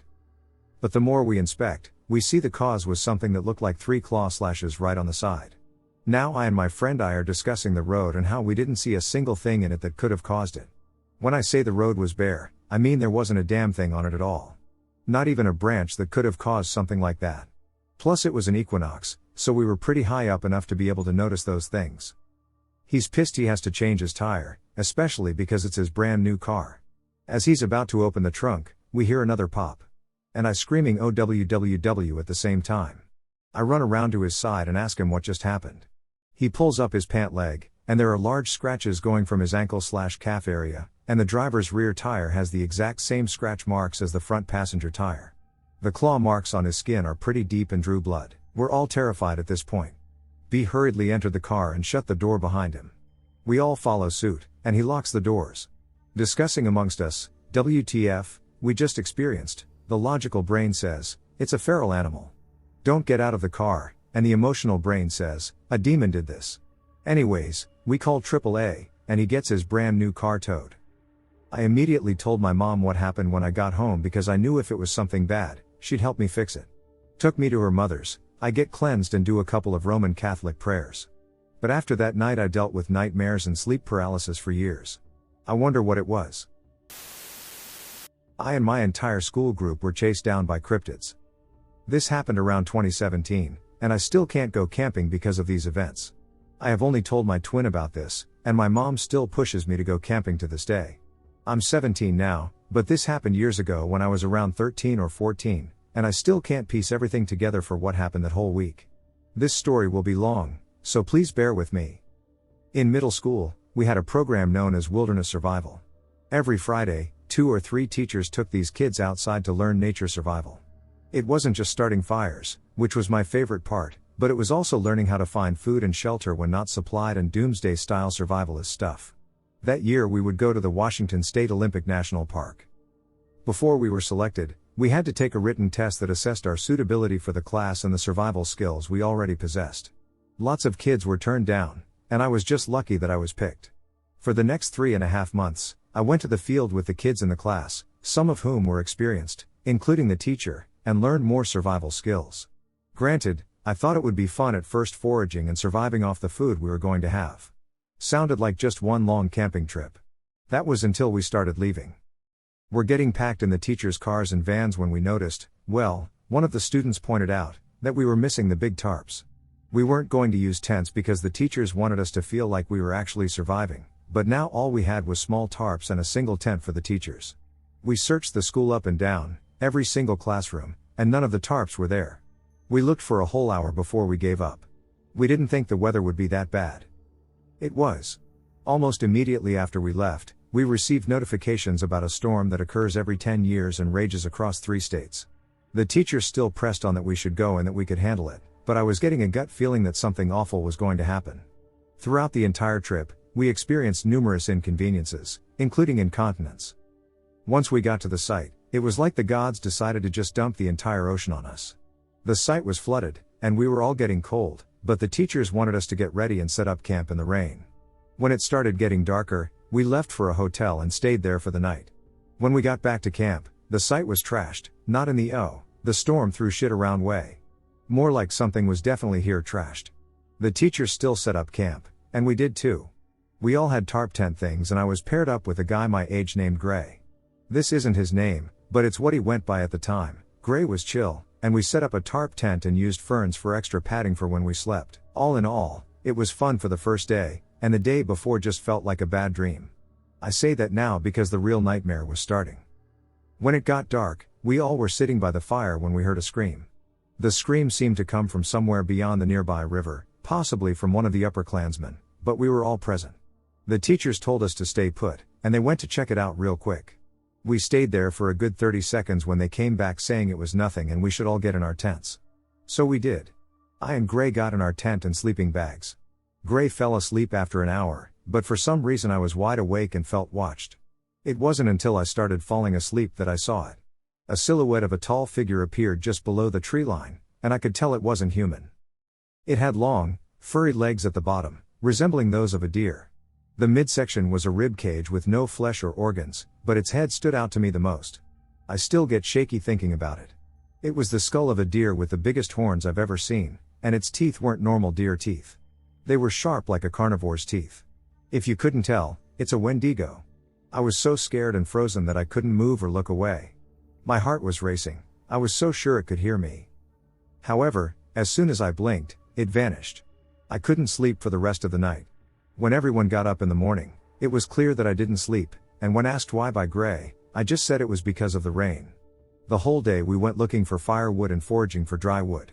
I went alone to a spot where a tree had just fallen, and the teachers could still hear me, so I wasn't in any danger. I mean, I thought I would be safe. I was down on my hands and knees when I saw something strange. I saw a deer about 20 feet away, but it was off looking. This deer looked like a normal deer, okay. This deer didn't have a spooky appearance, nor did it face me directly. Like full back towards me. I went to back up and leave and stepped on a twig. Classic horror movie twang snap. The deer fully turns its head to look at me. Not its body. Its entire ducking head. Like an owl. Well, I was scared as shit and fully booked it back to camp with no wood and no ducks left to give. The teachers asked me why, and I said I thought they called my name. Once again it was night, and we all went to sleep. However, not all of us went to sleep. I was still up again, but this time Gray felt something off too. It was about 2 hours of us lying down, facing each other, quietly talking when Gray suddenly shushed me and told me to be quiet. He sounded scared and like something was behind me. I did indeed shut up, and then the smell hit. Holy shit, the smell. I don't have a sensitive sense of smell, but this thing stunk. It smelled like rotting meat, eggs, and shit. I almost threw up at the smell, but I didn't because I was now scared of the silhouette of the figure moving around to Gray's side of the tent. The thing looked like a Wendigo but smaller, and it was right at our tent. I stopped breathing for a minute, and so did Gray, and we tried to stay as quiet as we could.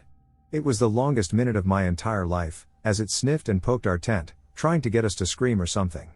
I think it got bored of us because it left after the minuet was up, and I breathed in the glorious fresh air. Gray did too, but we hushed up thinking it was still out there. I eventually passed out, and when I woke up, it was noonish. A teacher scolded me for sleeping in, but I was exhausted and hungry, not really caring if I was getting scolded. As the third day progressed, the teachers became wiser, and by nightfall, we were packing and leaving. But even so, that proved to be an almost fatal trip. The campsite was deep in the woods, and we had gone through dirt roads, fallen trees, and dead ends to get there, so on the way up, it wasn't surprising that we had a few trees to get out of our way. We booked a hotel and slept there for the night. Apparently, because we didn't go camping enough, we went that day to the ape caves and the campsite near that. We were going to sleep the night there and travel through the caves in the morning. If any of you have been there, you'll know that there's a short cave trip that lasts an hour and a half, as well as a 3-hour trip through the caves, where you hike up towards the mountain slope and then return to the entrance. We went on the 3-hour trip, and it consisted of narrow and almost impassable spots where we almost had to turn around. I and this guy, who we'll call M, were at the back end of the group, and we both felt eyes on the back of our heads. M said we needed to seep up, and we did, but the eyes followed us until we were out of the caves and the feeling disappeared. After the caves, I don't remember much. I just remember returning home and experiencing nightmares for the next few months. I still have nightmares and PTSD from that week, and I possibly need therapy for this. But who would I tell? Would anybody believe me? Paradise in the woods. Okay, I've never told this story to anyone but maybe one person in my past. I'm really freaked out right now because the stories here reminded me of this. It's not especially scary, but how supernatural it seems to me now is frightening, to the point that my eyes are watering, a lot. This was between 16 and 18 years ago, sometime after I was 7 or 8 years old, when my parents allowed me to go play with the kids down the street. I lived in a pretty regular suburban area that had, or is mostly, forest, right outside of the main Montreal island. The area is known as Île Bizarre, despite its similarity to Weird Island in French. Obviously not spelled the same. One day, I went out to play with some of the kids. I maybe remember one or two of them by name. The oldest kid there was leading us somewhere just beyond where the street ended, which was part of a grove or forest. Next to it was the pit, which was a makeshift dirt bike/motorbike place right next to it with hills to ride up and do tricks off of. That's besides the point. I'm just hoping that someone eventually recognizes that local, now historical, I guess, since it's gone, landmark and affirms the existence of this place. Anyway, I, being one of the youngest in this group of 6 or so, asked where we were going. One of the kids, whose name I remember, his brother told me, all dialogue took place in French, "We're following Neymar, he's going to show you this really cool place." So we go past where the street ends, into this forest area. I had never been that deep into it. We usually went in there because the oldest had a treehouse built, and we came along to hang out and help out. He brought us deep into it, like I can't remember how long. In my mind, this was not a big forest, it physically couldn't have been with how it fit between the next street over and the pit, but anyhow. At some point, he stops in front of what looks like some giant flora from a rainforest. I'm talking about leaf plants that were as big as me at the time. They formed a sort of wall, I guess. He pulled the leaves down and aside, and inside was this miraculous place. I can't begin to explain it, but you know how color technology in phones and screens has been getting better, making everything more vibrant looking? It was like that, immediately. Overwhelmingly so, like the colors of the inside of this place edged or blurred off of the pond, the various flora and trees inside. The light in there was like the sun was illuminating the place, but just way stronger. There was a clearing in the center, with the aforementioned pond, and I distinctly remember a colorful bird landing, singing, and taking off, and bird noises. Various flora of different sizes, mostly green, I think, that really made the place look like a tropical rainforest, something you'd see in South America, definitely not here. All I remember after the big reveal is a lot of oohing and wowing from myself and I think one or two of the other kids who hadn't seen it before. The oldest kid was named after it, but I forget. I think I remember him telling us that we have to go, we can't go any further because someone might kick us out? I don't know. I didn't hang out with that particular group of kids that often, and I never saw the place again. I think I went searching for it on 2 separate occasions after that as I got older. I don't think I ever saw the entrance again. Or maybe I did, and the place has a way of making you forget or getting you to turn back. I'm scared writing this, so. For what it's worth, I know the island I grew up on really well. I have been to all the major forest areas in there, off the beaten tracks too, several times. My best friend lived next to one of these areas, and we would literally go in there at least once a week for hours, to find wood to build shit with or what have you. Don't tell my local authorities, haha. I have never seen anything that resembled the flora inside this place, never mind the supernatural glowy shit and the sing-song of birds like it was heaven on earth. It's Southeast Canada. Now that I think back on this, other than the 2 kids whose names I remember, I don't really know what happened to the others or even who they were. Nowadays, the forest and the pit have been cleared away. They built a seniors' home up the next street over and a bunch of housing developments everywhere else. Maybe since around 2004 or 2005, sometime when I was in secondary school. Let me be clear that this is my honest retelling of my experience. I must have pushed this story so far back into my subconscious that I rarely ever think of it, probably once or less a year. It scares me to go out and find the 2 people whose names I know and ask them about it. If I made the effort, though, maybe they'd tell me it didn't exist, and then maybe I can rest comfortably thinking that no, the supernatural doesn't exist, and it was all just maybe a dream. Creepy railroad story. To start this story, there will be some necessary context. 1. In our neighborhood, we have a swamp area with a railroad running through the area. 2. Our neighborhood is also really sketchy and not exactly a great place to live, but it has a pretty average community aside from these things. So nice houses, but not fancy or anything. 3. This also happened around 2 years ago, so this wasn't too recent but wasn't too long ago. To begin with, our friends' parents would occasionally gather for a bonfire and marshmallow roasting. We weren't really watched over, and they let us do our own thing.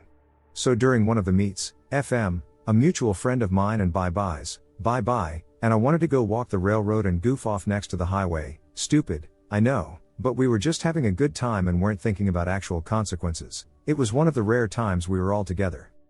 It was 9 to 10 p.m. when we were out, and we finally decided to head back since our parents would go home around 11. We decided to take the railroad route back home. So we were walking, talking, and all holding our phones with the flashlight feature on because of how dark it was out. Around that time when this all started, we were almost to the part where the swamp becomes more forested on the side of the railroad. I got a gut feeling that something wasn't quite right. There was just something that felt incredibly wrong, so I turned around and shined my flashlight on the reeds that were in the swamp on the side of the railroad. Quick note, there is a steep drop-off of rocks on the railroad before it meets the swamp.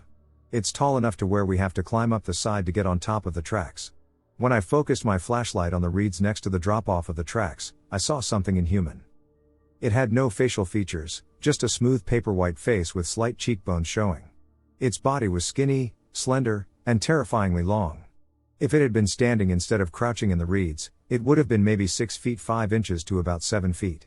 The best mental picture I can give anyone is like the creepypasta rake but with no eyes, mouth, ears, or nose. This creature quickly ducked back and retreated when I saw it, and I was just frozen in absolute terror. Bye-bye and FM noticed both me freaking the duck out and the creature escaping, so we all started flipping shit and booked it into a nearby parking lot that's next to the trees surrounding the railroad. This route through the warehouse and business parking lots was longer, but it had more lighting due to streetlights illuminating the area. As we walked, all of us were losing our minds and panicking. It got so bad that Bye-Bye decided to pick up a damn brick for self-defense. We panicked as we walked through the parking lots and crossed back into the neighborhood via a small pathway that leads to both the railroad and also the parking lots at the end of the street we live on. However, things only got worse as we walked down the street. There was shuffling and plants rustling that kept pace with us three. Maybe it was auditory hallucinations sparked by paranoia, but it felt too real at the time. We got back to the house that the rest of our friends were at and explained the story to them as we were calming down. More pieces of the timeline and story came together when we did this. Bye-Bye said that while we were on the highway and joking around, they did hear some suspicious noises but brushed it off and didn't say anything. They claimed to have heard more rustling like what we all heard on our way home. Another detail is that all of us had seen the creature and/or the movement it made as it ran away. This just proved that I, still Melon_Charlie, wasn't losing my mind or hallucinating.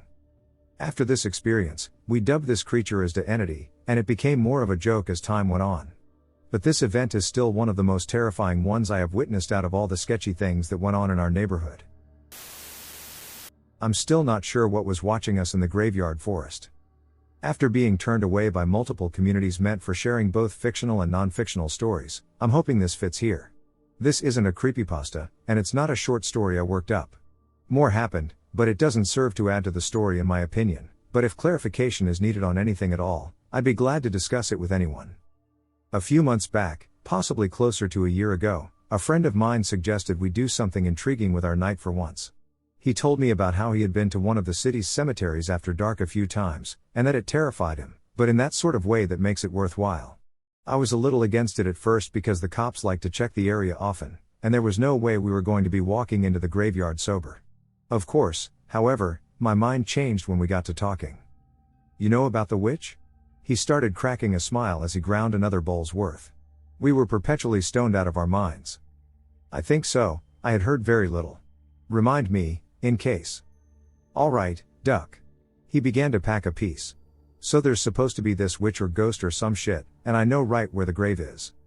Jesus, all right. I don't know exactly what I believe, but I know that place is ducked up. Pass me that lighter real quick. He took a long pull, thinking hard. I honestly don't believe in jack shit, but a dark-ass graveyard is scary as duck anyway. Definitely need to check it out sometime if we don't get to it tonight. OSHT, I just remembered, there are these dead kids. What? There's a bunch of graves together for this one family, and a bunch of them are these ducking kids. That spot's creepy as duck, too. They're all old as duck, from the 1800s or something. He held the bowl toward me. Well, I paused for a hit. We gotta see all of it. We pulled into the lot when the sun was still setting and decided to smoke a bit in the car since we had time anyway. As we smoked, the whole place emptied out, and we were the only ones in sight. By this point we were at a comfortable level of dissociative perfection, so we brought just a little bit of it with us. And of course my pack of cigarettes, which is no longer a habit of mine, but at the time was a means for managing stress. So, off we went, with a bit of sun still shining and one single truck riding through the cemetery. We figured it would be good to wait for the truck to leave, assuming it was a worker watching for any unwanted guests. Although they had left the gates wide open, we were a little unsure of the legality of being around after dark and a little uneasy about some psycho employee ratting on us and getting us caught with what we had. After about 10 minutes and 3 or 4 rounds of the truck passing by, we figured it would be smart to go ahead and just hide wherever we were if he passed us again. We made our way down the main hill that leads into the center of the cemetery, and we noticed a chill that seemed to pass as we entered the real part. I passed it off as a weird current made by the creeks and cooler air in that area, but a part of the primal fear in the back of my mind made me question my devotion to realism. There were a few times when we had to hide behind a tree as the truck made its way back around, and then we would make a few more minutes of progress.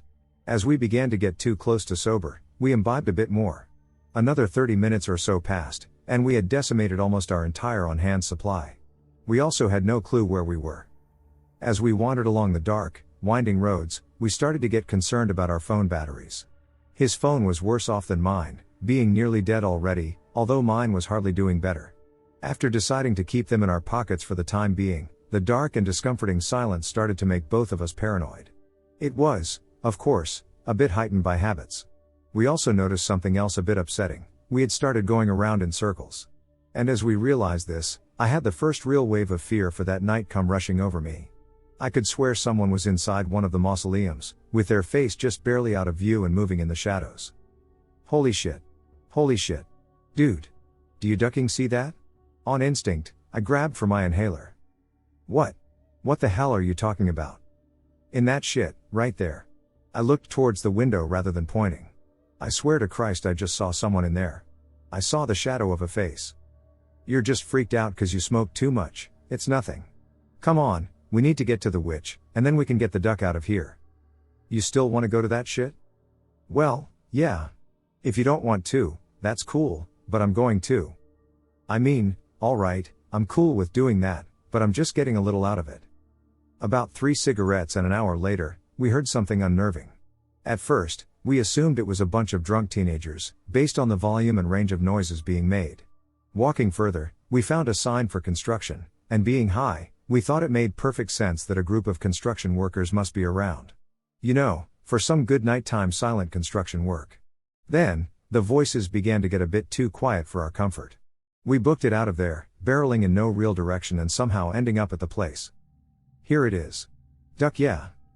This is it? I looked to a massive circle of tall, dry grass. Is it in the middle of this? No man, way in the back. Come on, I'll show you. I put another cigarette to my mouth with a slight tremble in my hand and followed him through the pitch black to a large stone structure in a patch of dirt. It was the family he had mentioned, and it made my stomach turn. The cold, rushing wave of fear came back, but it was too late to change my mind. We walked onto the large stone slab, which was for a collection of graves for those who died at an acceptable age. As we walked around it, he pulled his phone back out to read the headstones. I was nervous with his light being on at this point, after being near those people we had seen. After a short bit, he turned to me. You want to see the ducked up part? Ducked up how? The forgotten children, their graves are back there, down a skinny path. He motioned toward the trees. You down? Well, I've got my cigarettes, let's go. We looked at the graves, and my stomach turned, but I was unsure of why. I disliked the idea of dead kids, but my demeanor would never call for me to feel as sick as I did at the moment. Then, he flipped his phone light back on to read off names and dates. I started to really become anxious at this point, even voicing it. I don't know if you should have the light on, dude. I scanned the woods, unable to see anything. What about those weirdos we saw earlier? They could be some creeps or something, maybe following us, or they could even be around here by chance. Calm down, it's fine. I bet they left by now, they probably just did some heroin or some shit and got out right after. Then, we heard a blood-curdling scream coming from the woods, at most it was 50 feet away. It was an unusual scream, aggressive almost. It didn't sound as if someone was hurt, but more that they were threatening us with it. I was sure at the time that it was a woman, but the hopeful side of me likes to imagine we just heard some animal. As we paced back down the path towards the stone base, I pulled a few cigarettes from my pocket and began to light them like crazy. This was pushed further by my friend stopping to read more stones, as we saw no one following us. Within 10 minutes, he had his fill, and we continued back into the main area. After even more walking, we passed a group of cars parked in a grass patch. We assumed they must have belonged to the group of people from earlier, but we began to wonder why more than 1 or 2 people would be there for so long. Then we got lost for real. Deep in the back of the property, we found the witch's spot but nothing of interest, so we decided to head back. By now his phone had died, so we used mine to get a map up. We had 30 minutes of walking to get to the car. Halfway back, we started to hear voices again, loud and brash voices. However, as we got closer, they got less energetic. I peered ahead and froze, grabbing my friend and shushing him. I could see 3 large shadows, right down the path from us. I also forgot my phone screen was on and heard something I'll never forget. "Wait!" A deep voice murmured. "Do y'all see that?" "See what?" A second man joined in. "That. Right there." The silhouette of his arm pointed directly to us. "That light." I slapped my phone screen against my torso, panicking in an attempt to turn it off. Both of us held our breath, staying still as statues while the group kept discussing. "Go check it out, then," chimed a woman's voice. "Or are you too scared?" "I'm not a pussy cat, damn it. Why don't you stay here and check it out while we head out of here?" "Oh, duck off," she teased, in a way that helped me think they were decent people. We started to shimmy towards the patch of graves to our side, hoping they would forget about us and leave like they had said. But then we saw what kind of people they really were. The first man hushed both of the others and almost gave me a heart attack. "They're running. Let's get 'em." Both men started darting towards us, but we were out of sight by then and hid behind a tree, low to the ground by the hill we had run across. We heard them making their way around the area, and we somehow circled behind them, making it out. Then, we heard cars starting.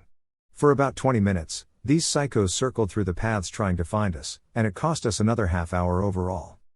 Exhausted, we made our way to the entrance with an empty cigarette box, an empty bag, and a little bit of paranoia. We got back to his place and spent at least an hour talking about how insane all of it was, and then we had a thought. A ridiculous but unnerving thought. What if we saw nothing at the witch's spot because she had been in the woods by the family? And then, an even worse thought popped up. What if the scream wasn't aggressive like I thought, and those people had done something to someone right near us? Whatever really happened, I know one thing: I'm never going back there without a full group of friends and fully charged phones. I'm originally from Alabama. I grew up in Franklin County, pretty close to Bankhead National Forest. I don't remember the exact year, but sometime between 2005 and 2010, a friend and I went riding through Bankhead Forest at night. We entered somewhere along Highway 243 between Russellville and Double Springs. It wasn't insanely late, but probably sometime between 10 p.m. and midnight. I remember it was springtime, and I want to say it was close to Easter weekend. When we entered, we decided to take every right turn so we wouldn't get lost and could get out by making every left turn to get back. We slowly cruised for probably about 45 minutes. It's all gravel roads, no cell service, no houses, and no lights other than our headlights, literally just miles and miles of untouched forest aside from gravel roads and hiking trails. We eventually came to a T in the road, whereas it had been all forks/splits up to this point. We turned right. As our headlights came around, we saw that the road was lined by cars on both sides, about 15 to 20 cars on each side. There were several people walking off into the woods to the left. We could see a good-sized fire a little way through the woods in the direction they were walking. They all had red, silk-looking robes and pointed hoods. It literally looked like the KKK, but all of them were red, with no white robes, and I don't recall seeing any identifying markings or symbols, but that doesn't mean there weren't any. In trying to figure out who these people are, I found that high-ranking members of the KKK wear red robes. I can't rule that out, but this was a lot of people, and since it was all red robes, it would have had to be a meeting of only really high-ranking members. I would guess at least between 50 and 100 people. Of course I couldn't see all of them because it gets a different level of dark that far out in the woods. We sat stopped with our headlights on them for what felt like an eternity, both confused and stunned in disbelief at what we were seeing. My friend was driving. Finally, I told him to put it in reverse and get the hell out of there. We almost immediately saw multiple sets of headlights behind us. At first it seemed like they were chasing us. We got up to unsafe speeds on the gravel roads, and they were still gaining, but eventually they backed off. We made it back out of the forest to the highway, and I never entered that area of the forest at night again. In searching for an answer to who these people were, I keep coming across the Nazarenos or Nazarenes. There are several different colors of robes and hats, including red, but the point of the hoods of the people I saw was not as tall as the Nazarenos, and the location makes it highly improbable. Since this happened, I've organically come across 4 or 5 other people who have seen them. Once, I was telling the story to a friend of a friend. She started getting a fearful look on her face and kind of went pale. Turns out, her sister told her basically the same story years prior, but she thought she was just trying to mess with her. Thanks in advance to anyone who takes the time to read this. Even if you don't know who they may be but know of good resources for finding such information, it would be appreciated. The Crows. My best friend told this story to me a few days ago. This is from his POV. Most people wouldn't consider crows as the most comforting birds. Well, they aren't the most elegant of birds anyhow. Also, most people don't like their loud crying either. But to me and my wife, they are our lifesavers and protectors. I wasn't always fond of these birds either. But sometimes life finds ways to change your opinion. My wife and I are both from the same small hillside town. People were mainly farmers. They were hardworking, and many would say very generous. My high school sweetheart, my wife, and I were both 16 at that time. Farmers in the area decided to cut down the large banyan tree near the town cemetery. They wanted to chase away the crows, which lived in it. Because these crows would often eat the crops and steal eggs. Sometimes they would even raid kitchens. I was very glad at this news when I heard it. I was always irritated by the constant crowing sound, so to me the fact that people are trying to chase them away was a relief. But this was not the case for my girlfriend. They are just hungry, that's all. Sure, they would eat some of the crops, but do they even have to make such rash decisions? This was her reaction to when she heard that the tree was going to be cut down. She's been like that as long as I could remember. She had sympathy and love for all living things, including the crows. Whenever we had time to sneak out behind our parents' backs and have a little alone time, she would often bring breadcrumbs with her. She would feed them to the crows and other birds. I never really liked her doing that, but I didn't say anything because I didn't want to upset her. But as I recall, many considered the tall banyan tree, which spread over the creepy-looking cemetery and the ocean of crows nested in it, as a negative omen. Only 2 people were objected to cutting it down. One was my girlfriend, the other was an old man who lived near the cemetery.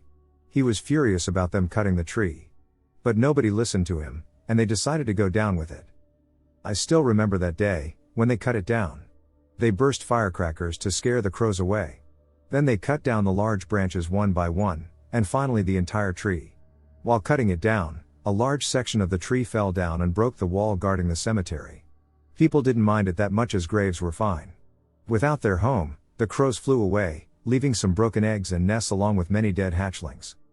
As one of the mob, I was glad that they decided to chase those annoying birds away from our tiny town. As I was leaving, I saw someone untying the old man, who protested against cutting the tree down. The mob had tied him up before so he wouldn't cause a scene. I felt awful for him. He shouldn't have had such harsh treatment. "You fools.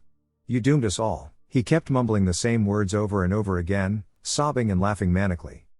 Over the next few days, I began to feel that something was different. The village was getting more and more silent. Birds weren't chirping anymore, even the wind was getting silent. "Something is wrong, I'm feeling scared," my girlfriend began to complain to me. Though I would console her, I couldn't shake the uneasy feeling I had. 2 weeks passed, and I was going back home after I walked my girlfriend to her house. I began to do it a few days ago since she said she was afraid to walk home alone. My home was just beyond the cemetery, and as it was evening and darkness was coming early in the hills, I began to walk faster. When I was about to pass the cemetery, suddenly I saw something. The old man was running away from there, bleeding. He had an axe in his left hand. He collapsed at his doorstep. I rushed to his aid. Baba, what happened to you? Who did this?" I asked him, and he began to softly moan, "Kill me now, boy, kill me." I thought he was crazy and was about to rise up to call an ambulance. Then suddenly, he rose up and pulled me down with monstrous strength and roared, "Listen to me, boy." I was scared. What did he want with me? I asked. "Listen, they are coming. And there's no way to stop them all," he mumbled. I asked him who was coming. To which he replied, "The dead." I still didn't have a clue, which made him angrier. But he calmed down and asked me to listen. He said, "There's something evil that lives in this land. This evil doesn't let the dead move on but instead twists their souls with jealousy and resentment toward the living. The dead want to prey on the living and make them join their ranks. They are going to come out any minute now. The only thing they feared is gone. I asked what thing? He spoke while blood drooling from his mouth. Them crows. They feared the crows in that tree. You must be wondering why I didn't tell anyone about it, because they think I'm crazy. I lost count of how many times I tried to convince people to leave this town, but none listened. It's as if that evil wants them to stay here. I notice people from this town are always pulled back to here, all laid to rest here. But because of the crows, they stayed dormant. Now that we cut the tree down, there's nothing to stop them. I was attacked by one of them. Please cut off my head now. I don't want to join them, Palasa. Those were his last words as he succumbed to his wounds. I could clearly see he wasn't lying. His body was getting darker and foul-smelling. When I saw his hands begin to twitch, I took the axe and carried out his last wish. The sun was almost gone. I wanted to save my family. As I was running, I could hear tombstones moving in the cemetery. When I reached home, the door was open, and there were no lights. I called for my parents, but none responded. So I somehow went to the hall and flicked the light switch. There I saw my mother, lying dead on the floor while father was eating her mangled corpse. I wanted to cry but bit my tongue and stopped. I slowly backed away from there, as his attention was not on me. I quickly got out of the house. I could hear moans from our neighbors and loud screams. I realized that my girlfriend was in danger too. I ran through the plantations to get to her house. I could hear more and more people running for their lives. I chopped some dead, and they ran towards me. I had one mission then, and none was stopping me. When I reached her home, the door was locked. Help me, someone, please. Mom, Dad, don't hurt me. I heard cries. I was relieved to know she was okay. But she was in grave danger. I broke the door with the axe, and hearing it, those things who used to be her parents rushed outside. I struck them down while hiding beside the door. When I was sure that they wouldn't get up, I began to call her, Anita, come out, it's me. Where are you? I heard the door upstairs open, and she ran towards me sobbing, Mom and Dad, they. Something is wrong with them, they tried to attack me. She was crying. I asked her if she was alright, and she said she was fine. I told her that we are going to get out through the back door. I didn't want her to see her parents. I decided it's best to get out of town through the main road. The wind was rustling, it was going to rain soon. We slowly moved behind the building and hedges, avoiding getting spotted. Suddenly we heard another inhuman roar behind us. They spotted us, and they were hungry. We ran for our lives. I lost my axe while running. While we are crossing the cemetery, suddenly, Anita is face down. Looking back, I saw a legless corpse clutching down on her ankles. I kicked its head off, loosening its grip. She tried to walk, but her ankles were sprained. I had to carry her and run. It had started to rain heavily, we were both drenched, and my legs were getting tired. We were almost out of the town, then suddenly, they trapped us in a circle from all sides. With no way to escape, I told her to close her eyes. I prayed for a swift death, though I know it won't be one. As I waited to be killed by the monsters, who were once our family, friends, and loved ones, suddenly, I heard a crowing sound. I saw a crow was sitting on a nearby tree, its eyes were glowing like embers. Seeing that crow, they halted in their tracks. Then suddenly lightning struck, lighting up the dark sky. I saw a whole army of crows circling us in the sky with fiery red eyes. Suddenly one of them made a loud craw-you sound, and all others began to do the same. Their cries began to shroud the rain itself. Then all of a sudden, they began to come down, attacking the undead. Some of them began to fly around us like in a circle. I used this chance and began to run. We finally were about to make it downhill. Suddenly I saw lightning hit the top of the hill. The earth began to shake. Anita said that it's a landslide. Before we even could react, mud and water swept us away. When we woke up, we were both in the hospital. Pretty badly hurt but alive. The police constable, who came to take our statement, said the entire town was swept away by the landslide. They couldn't even find any bodies till now. I asked them how they found us. He said, the rescue team was searching for dead bodies, and then suddenly they saw crows circling in the sky and thought that there must be dead bodies. They came and found two of you, unconscious and covered in mud, barely alive. We both decided not to tell what happened to anyone. We were the only survivors in a town full of 300 families. We both knew why they couldn't find any bodies, because they aren't truly dead anyway. Once we left the hospital, we were separated for a while. She was sent to a girls' orphanage and girls' school run by the government, and I was sent to a care home for boys since I was still limping from the accident. We kept in touch through letters. Once we were both working, we married and had 2 children. Our old hometown has since been taken over by the forest. The government prohibited resettlement plans there because of the risk of another landslide. But that place still has a grip on us. Sometimes we would both hear something in the back of our minds telling us to go back, be home, why wouldn't you visit your family? These voices are often followed by crows, cawing in the yard.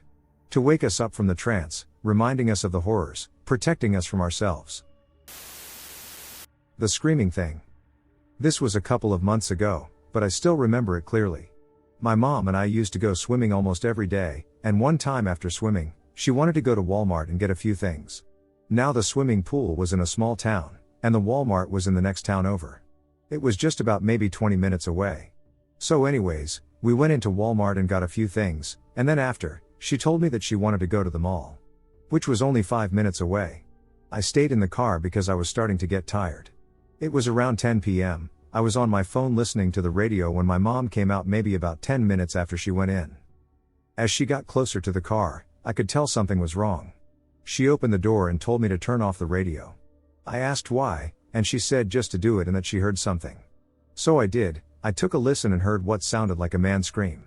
Now where I'm from, you get used to hearing crackheads scream like that all the time, but this time I don't think it really was a person. Another thing as well is that we were surrounded by mountains and forest, and this scream was too loud to come out of a person.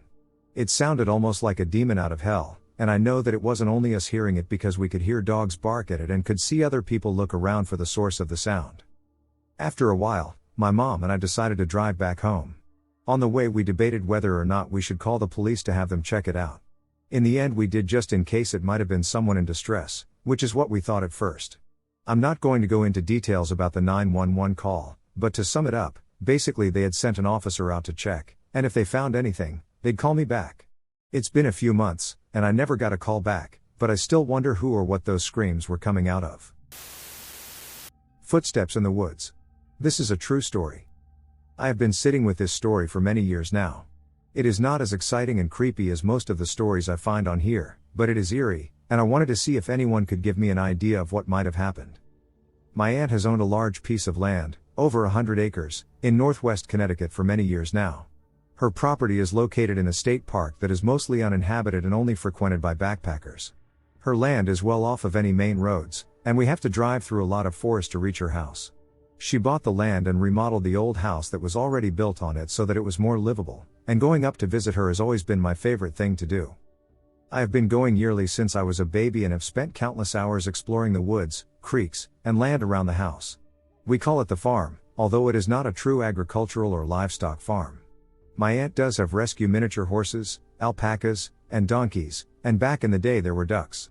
The animals are on one part of the property where an area has been cleared out for them to graze, get fat, and be happy. The rest of the farm is untouched woodlands.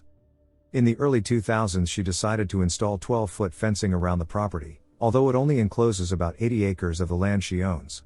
She explained to me that she could not stand the sounds of the coyotes howling right outside her window at night and that she had some creepy encounters while living there. She did not go into the details of these at the time since I was a young child. She lives alone, so I understand why she wanted to feel a semblance of security in those deep woods.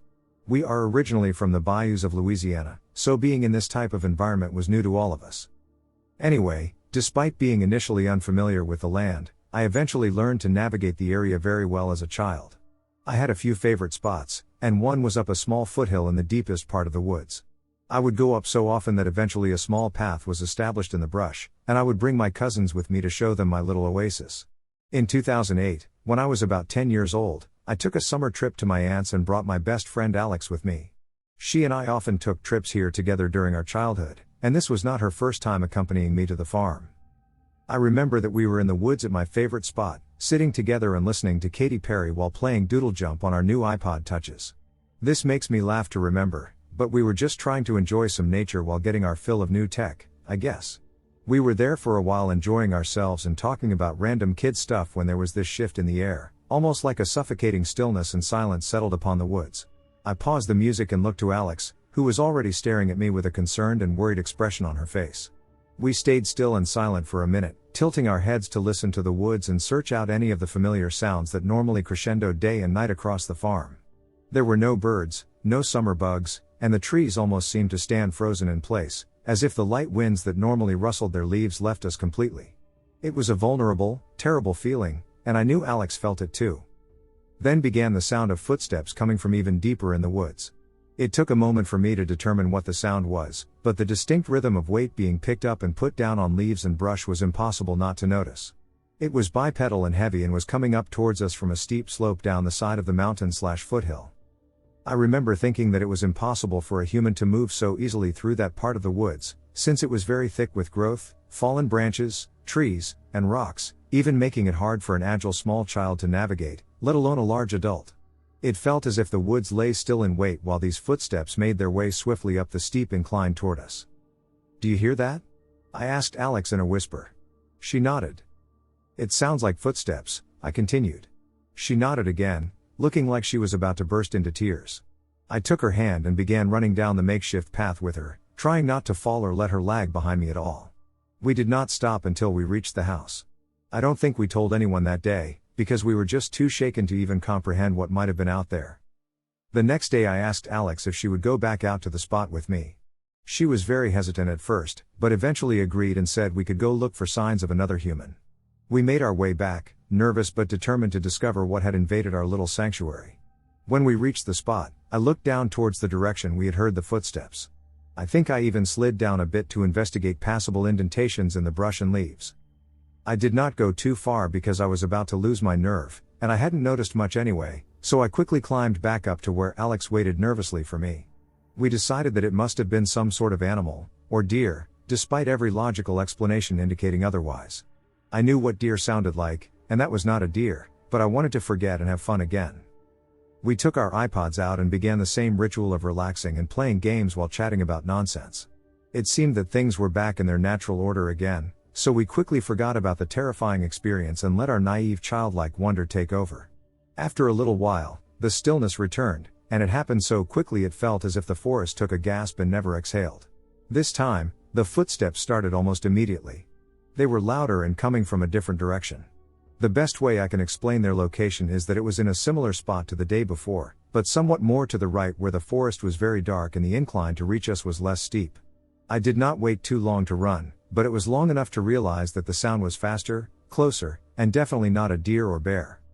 I did not look into the woods too closely because I wanted to get the hell out of there and was too scared to see whatever it was. I knew it was close enough that it would be upon us any moment if we did not flee. So without a word, Alex and I took off and ran as fast as humanly possible out of those woods. It is not a super exciting story, but that is my first creepy experience in the woods. I have since had more, as I am an avid backpacker and love the outdoors. But the experiences on her land have always been the most bizarre and inexplicable. If anyone has any ideas about WTF this was, please comment. I think about it every time I am in any woods. It still sends chills up my spine to remember. So, good buddy of mine, Andy and I hiked around our local quarry. Took a trail we hadn't taken before. Really cool lookouts and a crazy graveyard we walked by are super cool. So, did that hike go around to this cool other spot with big rocks to climb on that was close by? Then decide to head back to the car but do the same hike around the quarry we did but backwards to the car. We are walking to that part of the park, and Andy said he felt like he walked through a giant spider web on the trail but couldn't see or feel any strands to pull off. I said, "You just went through a portal," jokingly. He said he felt like he did, half jokingly. Then he said he started feeling a weird static electricity, and then I was like, holy shit. I feel that, like strong. We were walking and seriously felt like weirdly strong jolts of energy were both going through our bodies. So our plan was to stop at this cool wooden deck down by the quarry water. It was kinda halfway back to the end of the trail we were gonna do backwards to the car.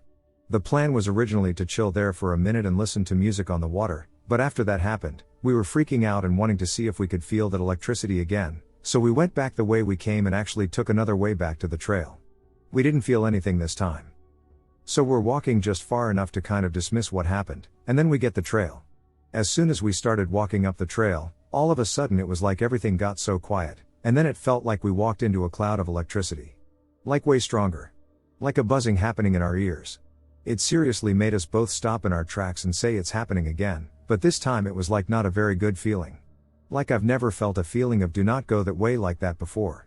We turned right around and walked straight the duck out of there, spooked as hell. That time in the scout camp. It happened 3 years ago, I think, in the scout camp. I was part of older scouts, so we were the ones entrusted to guard the camp at night.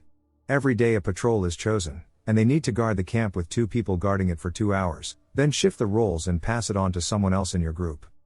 That night it was our patrol to do the job. Since I was 5, I didn't have a partner, but a guy, let's call him Nick here, volunteered to join me.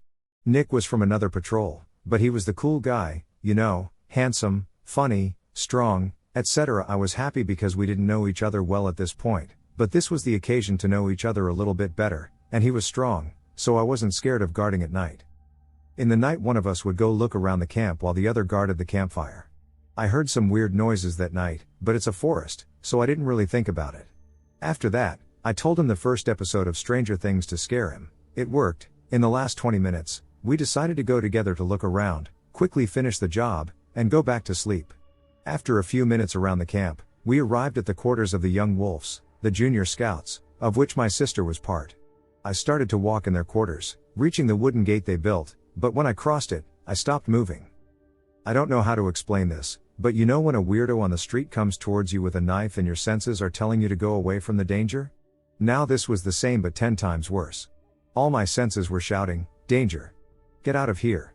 And I felt a fear so strong that I was petrified for seconds that felt like an eternity.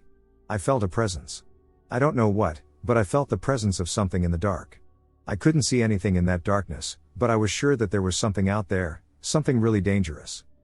I was just standing there for what seemed like years, but suddenly someone grabbed my shoulders. I turned around and saw Nick pale, sweating like hell, and scared to death. That was when I realized that he experienced something too. I never saw him like that before. This strong guy, so sure of himself, who is everybody's friend, was scared like a little child. I was too. For a long second we just looked at each other, and then he said, "Let's get out of here, now." We went back to camp and didn't talk to each other. 2 days later in the morning, when there was the flag lifting ceremony, I and Nick too have noticed that a girl was missing from one of the patrols. When the ceremony ended, we asked the girls why their patrol was incomplete. They replied, "Caddy passed out last night when she guarded the camp with Lily." We were both shocked, and I asked, "What? What happened?" And the girl named Lily replied, "We split up, I would go to the plain side, and she'd go deep in the woods to the wolf's quarter. I heard her scream, ran back, and saw her passed out on the ground in front of the gate." We looked at each other with Nick, and we knew what the other was thinking. We'd go talk to the girl in her tent and ask her about what happened. She was really uneasy and wanted us to go away, but I asked, "Did you feel it too?" When I said this, her facial expression changed. She was scared. She said, I don't. It was horrible." We patiently listened to her while she tried to find the correct words to express herself. "I don't know what it was, but I don't want to experience that ever again." She was trembling like a leaf. All 3 of us wanted to forget this, but it was hard. Many days passed, and the end of the camp was near. It was the 11th day when we packed all the tents and slept on a last night under the night sky near the campfire. But our patrol had a chill zone where we slept away from the rest of the camp. The camp was near the Danube, and our tent was just next to a little embankment of the river. There was an old chair buried half in the sand, probably a fishing spot for someone, and it looked so chill, sitting down and looking at the water flow, and this gave us an idea. We didn't move the chair, it was like a part of the river for us, and near it we set 4 hammocks in place and chilled there every time we had the chance. Many other scouts came to this place, by the way. So the last day we decided to sleep there. I didn't bring myself a hammock because I can't sleep in one, it's too uncomfortable for me, so I slept on the ground between the hammocks of my friends, forming a pentagonal shape. They fell asleep quickly while I was awake and listening to the flow of the river, and slowly fell asleep while my eyes were looking at that chair near us. I opened my eyes. The sun has started to rise, and the environment wasn't that dark anymore, but when I started to see clearly and looked around, my heart stopped for a moment. I saw a shadowy figure sitting in the chair. I just watched him for I don't know how much time, but at some point he turned around and noticed me. I was once again scared and didn't know what to do. The figure stood up and stared at me with white, glowing, empty eyes, and he took a step. My heart was beating so hard I thought it was going to come out of my chest. Then he took 2 more steps, and then for a fraction of a second, the figure sped up like he was going to run toward me, but at the exact same time, I woke up in a sweat. I looked around and saw that my friends were still sleeping and thought that it was probably just a dream. It was morning. I stood up, starting to pack up, but I noticed something. The chair was somehow out of the sand, and there were fresh footprints next to it. Two footprints next to each other as if someone stood up from the chair, two footprints going towards us like someone started to walk in our direction, and a third footprint that was more deeply in the sand, like if someone started to sprint from that point, and after that no footprints. Just like in my dream, maybe it wasn't a dream after all. I think I'll never forget what bizarre things have happened in that camp. Never. In August 2019, I packed a variety of camping equipment onto my bicycle and dedicated the next 7 months to cycling 5,300 miles, 8,500 kilometers, across the United States. At night, I would most often choose to wild camp, simply finding somewhere to disappear into the woods to pitch my tent, somewhere other people were unlikely to find me and even less likely to care that I was there. The forest is a very loud place at night. After a few weeks, I had grown accustomed to the choir of crickets chirping through the night, accompanied by plenty of toads croaking. There was always at least a slight breeze rustling the trees, and it was always the highlight of my night, though not particularly uncommon, to hear the yips and howls of coyotes off in the distance. One night, I can even recall setting up camp right between two owls who hooted back and forth through much of the night. One night in late September, just over a month into my trip, I was setting up camp somewhere in the mountains of rural western Montana. As I lay down to go to sleep shortly after sunset, I made a disturbing observation. There was not a single cricket chirping, nor toad croaking. There were no coyotes or owls that night. I didn't have a nearby creek to listen to, and even the air was dead still, with not the slightest breeze to rustle the dry leaves of early autumn still clinging to the trees. It was truly and completely silent. And it was terrifying. I can only describe it as the loudest silence I've ever heard. It felt as though the entire forest was hiding from an equally silent predator. Suddenly the snapping of a nearby twig, a common sound in a forest, normally lost in the cacophony of other noises, was deafeningly loud. I was traveling for 179 days and nights. In all that time, I learned to sleep through some crazy shit. There was one night I pitched my tent 10 feet from some very active train tracks and had half a dozen freight trains roll by throughout the night. There were nights camping in near freezing temperatures. There was a night spent camping with food poisoning, tossing and turning and vomiting out the door of the tent. And there was the one night in a hostel where I had both a roommate who snored loudly and a bunkmate right above me who talked in his sleep. But that silent night in the woods of Montana was the worst night's sleep on the entire trip. I slept terribly, and morning could not come soon enough. Shape-shifting spirit in the forest. It's a long story, but I will summarize it the best I can and leave out some details. This is a notoriously haunted canyon in Utah. It's called Rock Canyon. It's known to be one of the most haunted places in the world, and I so happen to live near it. There are many reasons this place is so haunted. So there is an infamous apparition that appears at the head of the trail. It usually happens around sunset. Many have reported seeing a man wearing 70s clothing at the top of the cliff staring down at you. Then he runs at an impossible angle down the cliff with a smile on his face, and just as he is about to hit the trail, he vanishes in thin air. It has been seen for decades, and many police calls have been made because of it. Law enforcement is aware of this phenomenon and is told to ignore it. Many people believed it was a real person. There is also a mine that collapsed up there, killing many. Lots of rock climbers have fallen to their death. There have been black magic rituals there. Many hikers and people have gone missing, and also Ted Bundy killed someone up there as well. The battle at Fort Utah took place there. Many natives and Mormon settlers were slaughtered. Not to mention it is known for Bigfoot sightings and other weird shape-shifting shit. The canyon is full of spirits and activity. You are bound to at least experience something. Even if you just get a mild sense of being watched or the creeps. I have hiked up there many times before I even knew it was haunted, just because it is one of the most beautiful canyons in Utah County. Every time I went, I would feel very paranoid once I got deep into the canyon. One of these times I was with two friends and their two dogs. We had made it pretty far and had been hiking for hours at this point. The sun was setting, and we decided to take a water break. As soon as we stopped, we heard loud whooshing and banging noises coming from the left of the trail in the trees. My friend's dogs immediately bolted down the trail with the hair standing up on their backs. The sound was not like anything we'd heard before. We thought it could be an animal, and maybe it was, but I don't know what kind of animal could make that noise. I can't describe it, but I still remember exactly how it sounded.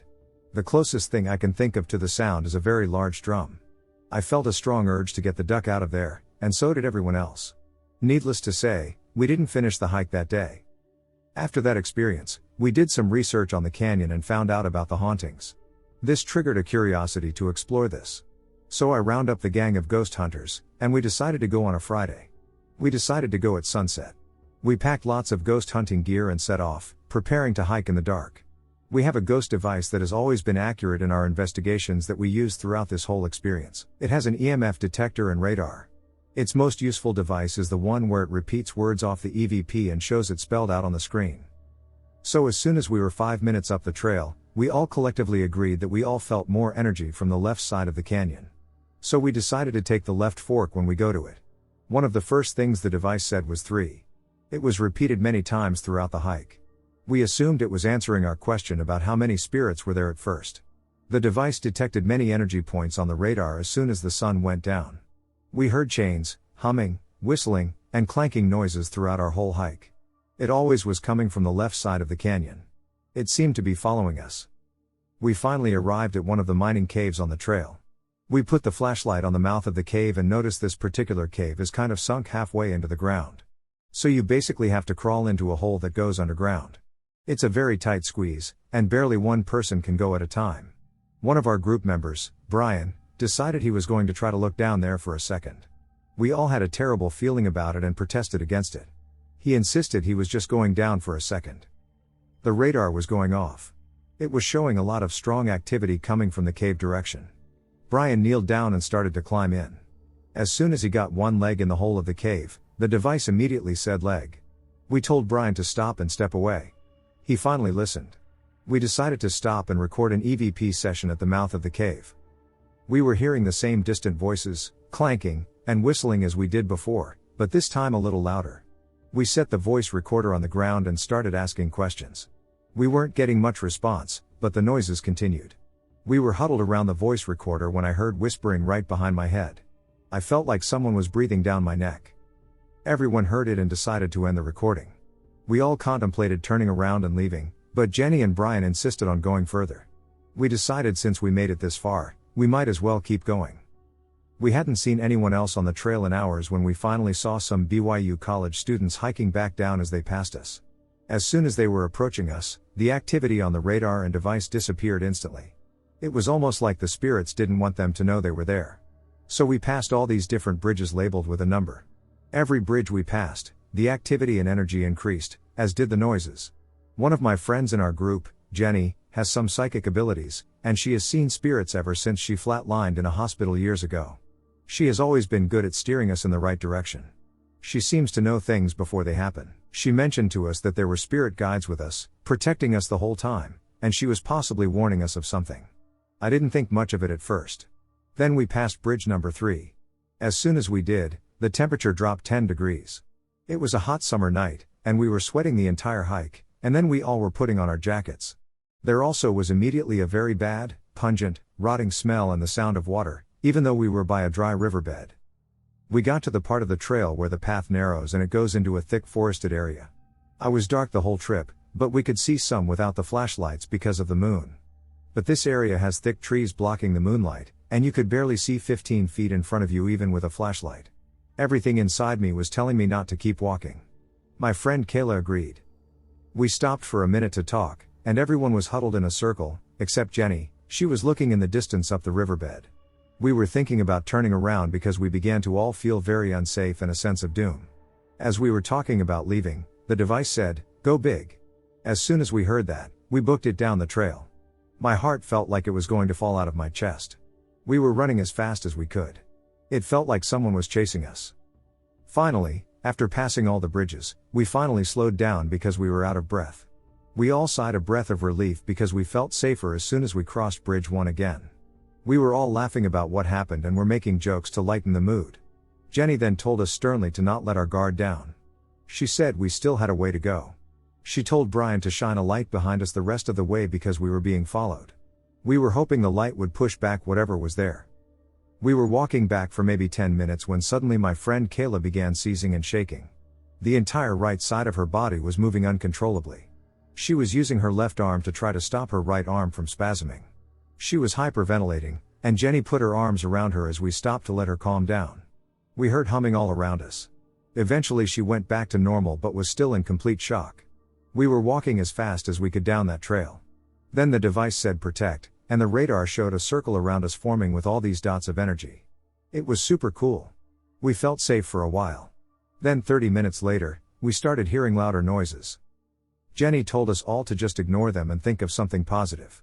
She told him to picture a sweet little bunny with brown eyes instead. We all joked about it. Then about 3 minutes later, something was rustling in the bushes, and then out jumps a bunny with brown eyes in the center of the trail. As soon as it hit the ground, the device said, "Intruder." I didn't think about this coincidence until we reached the bottom. I do recall us thinking it was weird because it looked like a domesticated rabbit in the woods. Kayla was still not doing well and was feeling sick and weak. We made it to the end of the trail and decided to do a protective ritual after the device said protect again. Before we turned off the device, we were talking about what could have attacked Kayla when the device said monster. We ended our session and decided to take Kayla home and make sure she was safe, as she was still very shaken up. I talked to Jenny the next day and asked her what she was looking at when we were all huddled in a circle talking at the riverbed. She said she had 4 spirits. 2 were benign, 1 was evil, and 1 was something she had never felt before. She saw something attack Kayla when she started seizing. She believes it was the last one. Jenny and Brian also brought up the weird connection to the bunny. I never thought about it that way. They believed it to be a shapeshifter and possibly the unexplainable entity that attacked Kayla. Kayla still had many problems afterwards, and we eventually put a spell on her house to protect her, and the issues finally subsided. The reason I am retelling this story is because I finally watched the movie The Witch on Netflix after many people told me it was good. It's been more than a year since that experience, but when I watched the movie, there was a shape-shifting rabbit in it. It made me do a little more research on what happened that night, and I came across many sources claiming this is a phenomenon that happens everywhere. Apparently, there is a shapeshifter known to take the form of a rabbit called puka. Native Americans are aware of this kind of shapeshifter and believe it to have a connection to the underworld. Many believe that one of the other forms it takes is a beautiful, young woman that walks through the woods. I, a 16-year-old female, was at a camp with my church. I was around the age of 12, about to hit 13 in a few days. Camp was fun, it was everything I wanted until the second night there. I had just taken a shower, and I needed to wash clothes before the next day, so I asked for permission to go to the nurse cabin and wash clothes. As I was walking in the dark all alone, I got a bad feeling in my gut, and something told me not to turn around but to walk faster, so I did. I hurried to the porch, let myself in, and as I looked through the window, someone dressed as a clown with the scariest smile was there. I shut the curtain and washed the clothes. I asked to stay, but the lady was rude and sent me back on my way. I walked as fast as I could, and as I reached the porch of my cabin, I looked across the property, and it was there, not as a clown this time but in all black, pointing at me with a creepy smile mask. I hurried inside and locked the door. I fell asleep instantly, trying not to think of it. The next day, I was up early at the crack of dawn along with 4 other girls. We were up and ready to shower, not wanting to be late for breakfast like the other girls usually were. We took our showers, and I was the third to get out, as I enjoy taking long showers. The other girls were dressed and ready, and I was in my towel looking for clothes. I found them on the sink, and I got dressed. I brushed my teeth and washed my face, but as I moisturized my skin, someone was in the back door by the sink staring at me, the same one, but this time they were frightened by me and ran. I told the other girls, and no one understood. So, I kept it to myself until the last night. It was a celebration party before we left, and it was there a tall man, African American, looking at me, motioning for me to follow him, which I did not, because what did I look like? A fool. I immediately stood up and shouted, "Intruder!" pointing in his direction, causing him to run into the woods by the lake. The man was never found, and to this day I'll never go anywhere at night alone, and I'll never return to that camp. The unnerving area I grew up in. The forest. Alright, so a little expansion in the layout of the area. So from my backyard, there runs a foot trail that winds through the forest down to our cabin, about a 20 to 30 minute walk, but it's pretty, and I love the woods, so I almost always took this over the main road. This path directly intersects the road down to the cove we sold for cabins to be built on. After that intersection, the path goes so deep you don't get cell signal and can't hear any sound of the ocean or main road, which surround the forest on 3 sides, so I got pretty adventurous in exploring because it'd be nearly impossible to get lost. With that out of the way, let's get into this. 1. The clearings. The path runs through these 2 sizable clearings. I always thought these were incredibly cool because of the weird mirrored symmetry between them. The first clearing, the one nearest my house, is ringed by some of the largest trees in this part of the woods. It's got some edible berries, wildflowers, and a few little burrows bunnies often have their babies in. You'll also often see deer and the occasional coyote there hunting rabbits. The other clearing is weirdly almost the same distance from the cabin. If clearing 1 embodies life, clearing 2 is death. The canopy is thick in this area, so even during midday it's pretty dark, so there's no grass, just moss. The trees surrounding the clearing are all dead, they became infected with a fungus that spread a fair bit in. The forest floor is covered in dead pine needles and mushrooms, mostly toxic. I have never seen a bird fly over or an animal enter this clearing. And to be fair, there's not really a reason for animals, as there isn't food for most. However, I've seen birds, including carrion birds like ravens and vultures, actively fly around it, which is weird for sure. I have a weird story for each.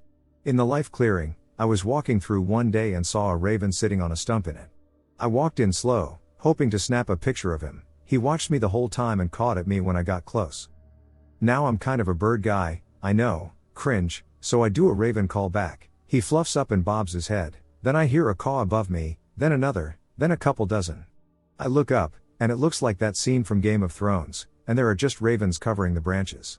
They take off and circle the clearing a few times, while the first raven sits there watching me watch them, and then all the birds take off, and I'm left there alone.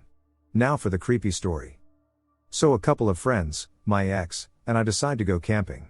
We'll call them Mallory and Ann, friends, and Jenny, ex. We think it'd be fun to sleep in the death clearing, 'cause you know, creepy and shit. Ann is stoned as hell, promise it's relevant, so we set up the tent and whatnot. We're all excited to get creeped, so as the sun goes down, we tell creepy stories and shit, and the fact that it's dead silent and you can just see the sky through the dead bit of canopy really adds to the atmosphere. We eventually turn in, fall asleep, and the shit starts. The first event is Ann's. Ann wakes up to pee and goes to where we set up the camp toilet, near the edge of the clearing.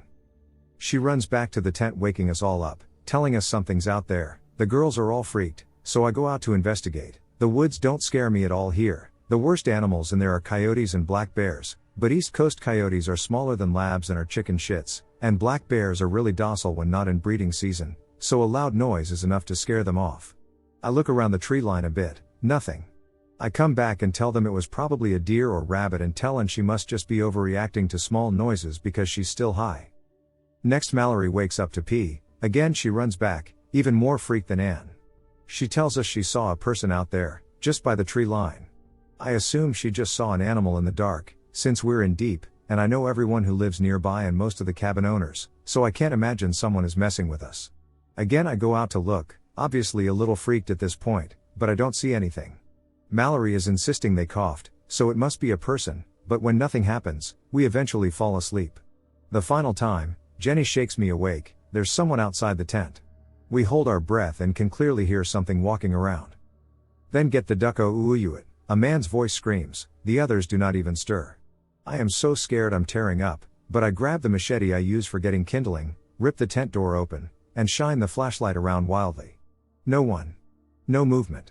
Ann and Mallory are fast asleep, and Jenny and I just stare at each other, and I yell, "Who the duck is out there? This is private property." Nothing. Ann and Mallory bolt upright and ask, terrified, who I'm yelling at. We relight a fire and all sit in a group hug in the tent. Until the sun comes up, we leave without packing up anything. 2. The Tree People. So if you've read part 1, you'll remember these being mentioned by my mom and others before dying. Though I'll now share some stories from people who saw this kind of thing but are fine. Note, these are all second or third hand stories. So one of the cabin owners works at the clinic in the closest town. This is the only walk-in, so I've chatted with her a few times, and when I mentioned that Mike, step-grandfather from part 1, sold the land to the contractors, she brought up how creepy the woods are. So from then on, we swap stories, as she is a total believer. We'll call her Mary. Mary is a total cardio girl and jogs every evening, though she no longer does so when at her cabin. The few times she did, she told me about how she'd always see what looked like kids, and once or twice adults, either standing or jogging alongside her in the tree line. After the first time, she started taking her dog, and the next time, once she saw them, her dog started going nuts, and she turned back. Mary talked to the other cabin owners, some of whom had similar stories. One couple would see people standing in the woods when they went to let the dog out at night and eventually became so freaked they just stopped altogether. They assumed it was creepy locals, but seeing as all the nearby houses were owned by my family, and by my childhood best friend's parents, I can assure you it was not. The second was a retired lawyer, who would some nights have someone knock on the window. Eventually he got pissed and went out with a gun and shouted to get lost. No one. He thought it was the kids of the other cabin owners, but at the time, He found out the next day that there weren't any. And finally, the most recent family to move in. They had a teenage son who smoked. His parents made him smoke outside because they subleased from the original owners in the off-season. One night he was outside, and he saw someone standing in the side yard. He told them to piss off. They stood there. He yelled to get off their lawn, and the person started walking, then jogging, then sprinting at him. He understandably freaked and ran inside. Then, with his dad, they went out to confront the person, and no one was there. 3. Surrounded. I am of Native American descent. We don't practice a lot of traditions, but we have bonfires on the solstices, which is fun. Friends and family come, tell stories, eat, etc. One year, Mike, Sam, my stepdad, and Sam's brother decided to take a trip to a remote location, just off a road, where they had a small family-run mill for logging. It's around midnight, and everyone is leaving. Eventually, it's just me, Sam, and one family friend. She's kind of scared of the woods, so Sam walks her back to her car, while the dog and I stay and mind the fire and start cleaning up. A few minutes go by, and my dog Salem starts whining and pacing. I stop what I'm doing and go try and calm him down. While I'm kneeling down petting him, he looks behind me and starts snarling, like teeth bared. I have had him for like 10 years, and that was the first time I'd ever seen him do this. Then he takes off, snarling and biting at the air in the trees. I run after him, calling out to him. Salem had once gotten lost for several days in the woods when I was like 11, and I was heartbroken because I thought I'd lost him, and I wasn't about to repeat that. After a minute or two, though it felt longer, chasing him with no light through the underbrush, I find him standing there, hackles fully raised. I look around to see what he was chasing, and my heart sinks, and I let out a girlish scream, then laugh. A barn owl was looking down at me, and I don't know if you've ever seen one of those bastards at night, but in low light, their face looks human, with black eyes. I kneel down and pet Salem and tell him it's just an owl, then start trying to get him to come back. Then I see what he's actually growling at. Maybe 60 to 70 meters all around us, could have been more or less. The moon was my only light. I see what looks like about 20-ish people walking, kind of meandering really, but clearly in our general direction. My blood runs cold, and I grab Salem by the scruff of his neck and drag him as fast as I can back the way we came. I'm terrified. He's still snarling and fighting me to charge back. We reach the fire, and Salem calms down a bit. However, he continues to stare with his hackles raised. I grab the fire axe, and I wait beside him, straining to stare where he is, waiting for something to rush out and kill us. After what feels like hours, Sam comes back, and I tell him we're leaving right now. Okay, guys, anyone who stuck through that long-ass read, I appreciate you. I grew up in a rural area that at one time bore witness to an atrocity, carried out by native tribesmen on the European settlers living there. I am not sure if this has anything to do with what I'm about to tell you. When I was a child of maybe 6 or 7 years, my bed was situated against a bank of windows. I would lie looking out into the night until I fell asleep. One very moonlit evening as I lay there, I distinctly remember seeing the shadow of a boy run across our yard. This was extremely odd given that our house sat atop a small hill approximately 150 feet from the road. Being a child, I wanted to run outside after him, but he moved so quickly that he was gone before I stood up from my bed. As the years went on, I thought about this many times and wondered if it was just my youthful imagination. Fast forward, now I am 16 and have started sneaking cigarettes from my mother's pack and was out sitting on some concrete steps, enjoying one of my ill-gotten smokes, and keeping a close eye and ear on being caught smoking by my parents. That's when it happened again. I'll be damned if that shadow didn't run past again quickly and silently not 10 feet from where I sat. Mind you, there was no physical body to have cast this shadow, no sound of feet falling on the lawn, just the unmistakable silhouette of a child running as fast as he could across our lawn toward a thick section of woods that ran along the northern line of our property. I was blown away, to say the least, but I didn't mention this to anyone for several days, until one night I brought it up to my older sister, who, by the way, seemed to be an antenna for supernatural events, who at once lost all color in her face, abandoning all cheerful expression. She looked at me blankly and said, "You see him too." Apparently, this little apparition appeared as a solid, living boy of about 9 or 10, wearing overalls, with a well-worn newsboy-style hat upon his head. He beckoned to the girls to follow him into the woods. Only females saw him in this form, and as far as I know, I am the only one to see him as a shadow running. After I explained to my sister what it was that I saw, not a full figure of a child but merely the shadow cast by an unseen body, she informed me that our oldest sister saw him too, and several of their friends, my mother, and 3 of my aunts. I asked my cousin about this years later, And before I could finish the question, she described the boy in the overalls and hat just as my sister had years before. And if that isn't creepy enough, a couple of years back I was hired to do an electrical installation at the new home of the daughter of one of the girls who used to frequently visit our farm. This girl had stayed in touch with my mother and continued visiting her even after my sister married and moved away. One morning as I prepared myself for work, she approached me. She asked if I was aware that she often visited my parents' home with her mother when she was a girl. I said I did remember her being there with her mother, and then out of nowhere she said, "Did you ever see a little boy in overalls and an old hat over by the woods?" This gave me quite a shock, as no one had mentioned this in many years. I guess he is still there, though all of us have gone, running through the deep night, from some danger long ago, and trying to entice the girls to follow him into that small patch of woods. Here's one of the few super sketchy situations I found myself in. My partner and I were camped out in a public use area in Alaska on a work-away trip, about 40 minutes out of Anchorage in the Chugach Mountains. We were 20 minutes off the highway along the river with no service. There were a few other people dispersed out in the area, with a few sketchy Breaking Bad-esque RVs there that looked like they hadn't been moved in a long time. It was certainly one of the less populated areas we had camped at, but we felt more or less comfortable. We had found a cozy little spot away from everyone. Here's where it starts getting creepy. Around 10:30, a car slowly starts making its way through the campground. You have to drive on a pretty gnarly 4x4 trail to get out onto the beach, so they took about 10 minutes to get out there, at which point they were just creeping around, driving super slow, and stopping randomly. They finally parked about 30 yards away and got out and stood around for a while. It was getting late, and we had been watching them but decided we were being paranoid and got into our tent. After 10 minutes of being in our tent, we heard tires on gravel, and they pulled their car up right next to our tent, maybe 5 feet away. As I said, we were very tucked away, and there was no other justifiable reason to drive that close. I got out of the tent when I heard them pull up and put the car in park with a can of bear spray in my hand, but before I had even stood up, they were reversing and drove away.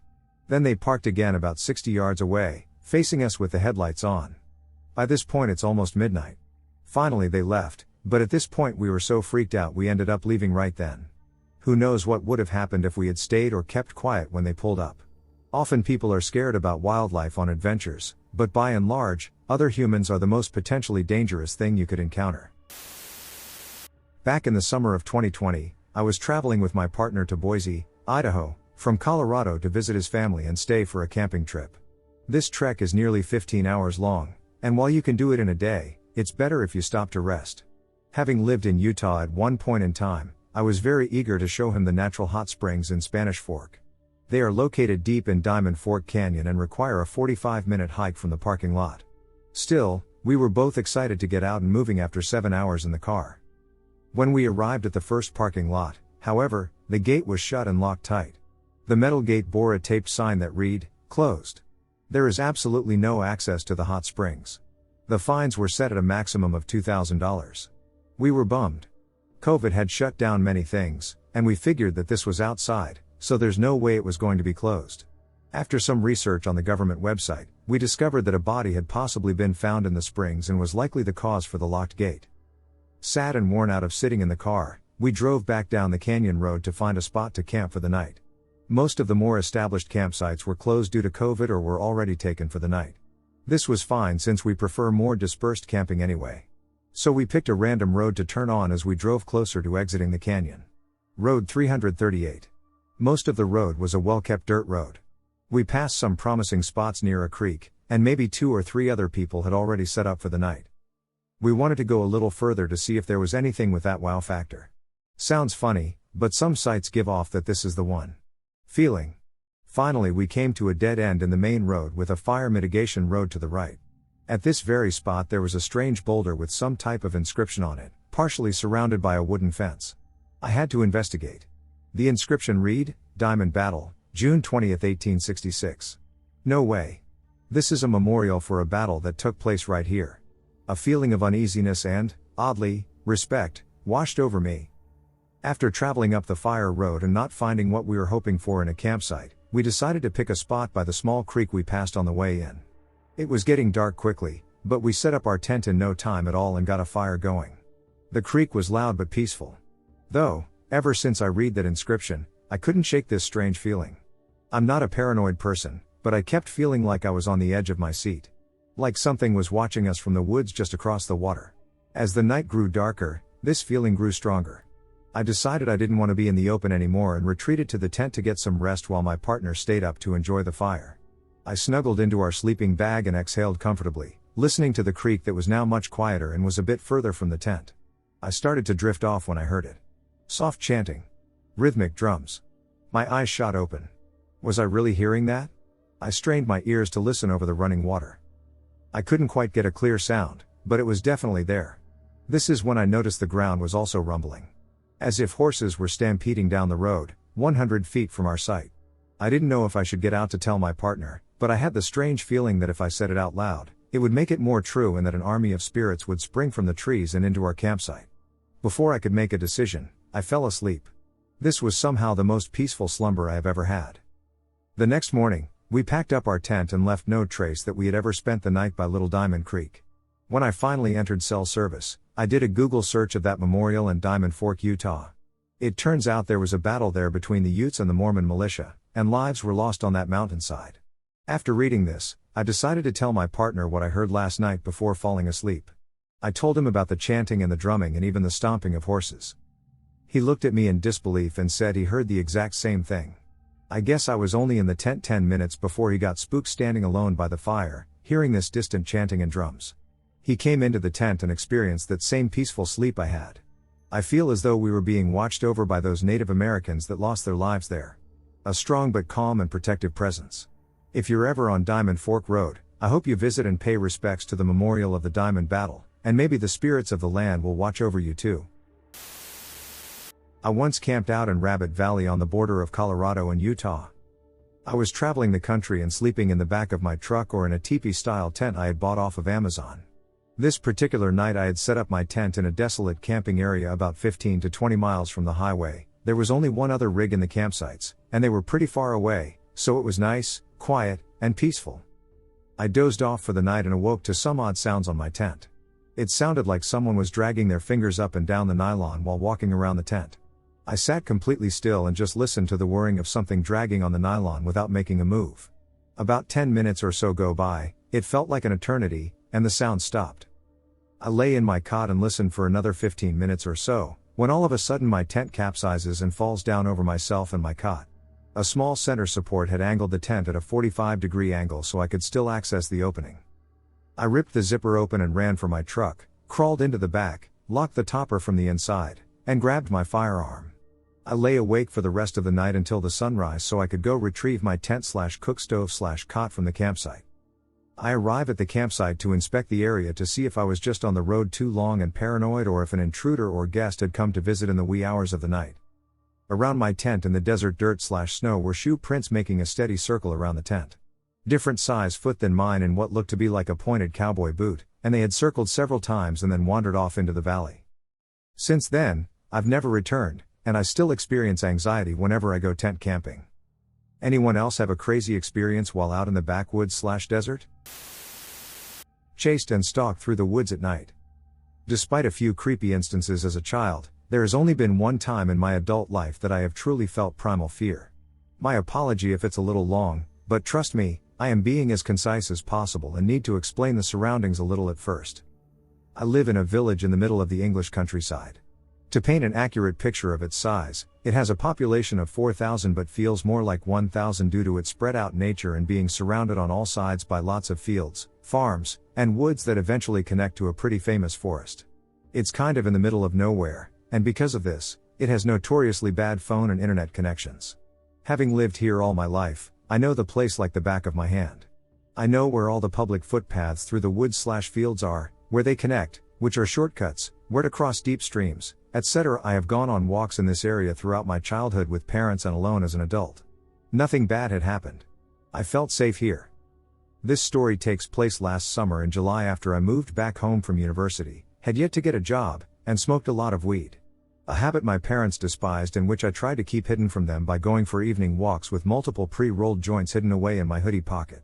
As usual this day they both got home at 5 p.m. We had dinner but chatted for a while longer than usual as my mom had had quite a hectic day and was telling me about it. Because of this I ended up heading out for my walk an hour later than routine, around 7 p.m. But as it was summer, the sun was still shining, So, honestly, I didn't really notice that it would start getting dark while I was still out. The woodland closest to my house is less than 5 minutes away, and you enter through a gate into a farmer's field. You can see across the open area quite far until the first set of small woods obscures your view. That's where I was heading, as I knew this track takes under 2 hours and leads back onto the same path I was standing on now. More than enough time to smoke the 3 joints in my pocket and for the smell to leave my clothing, I had thought.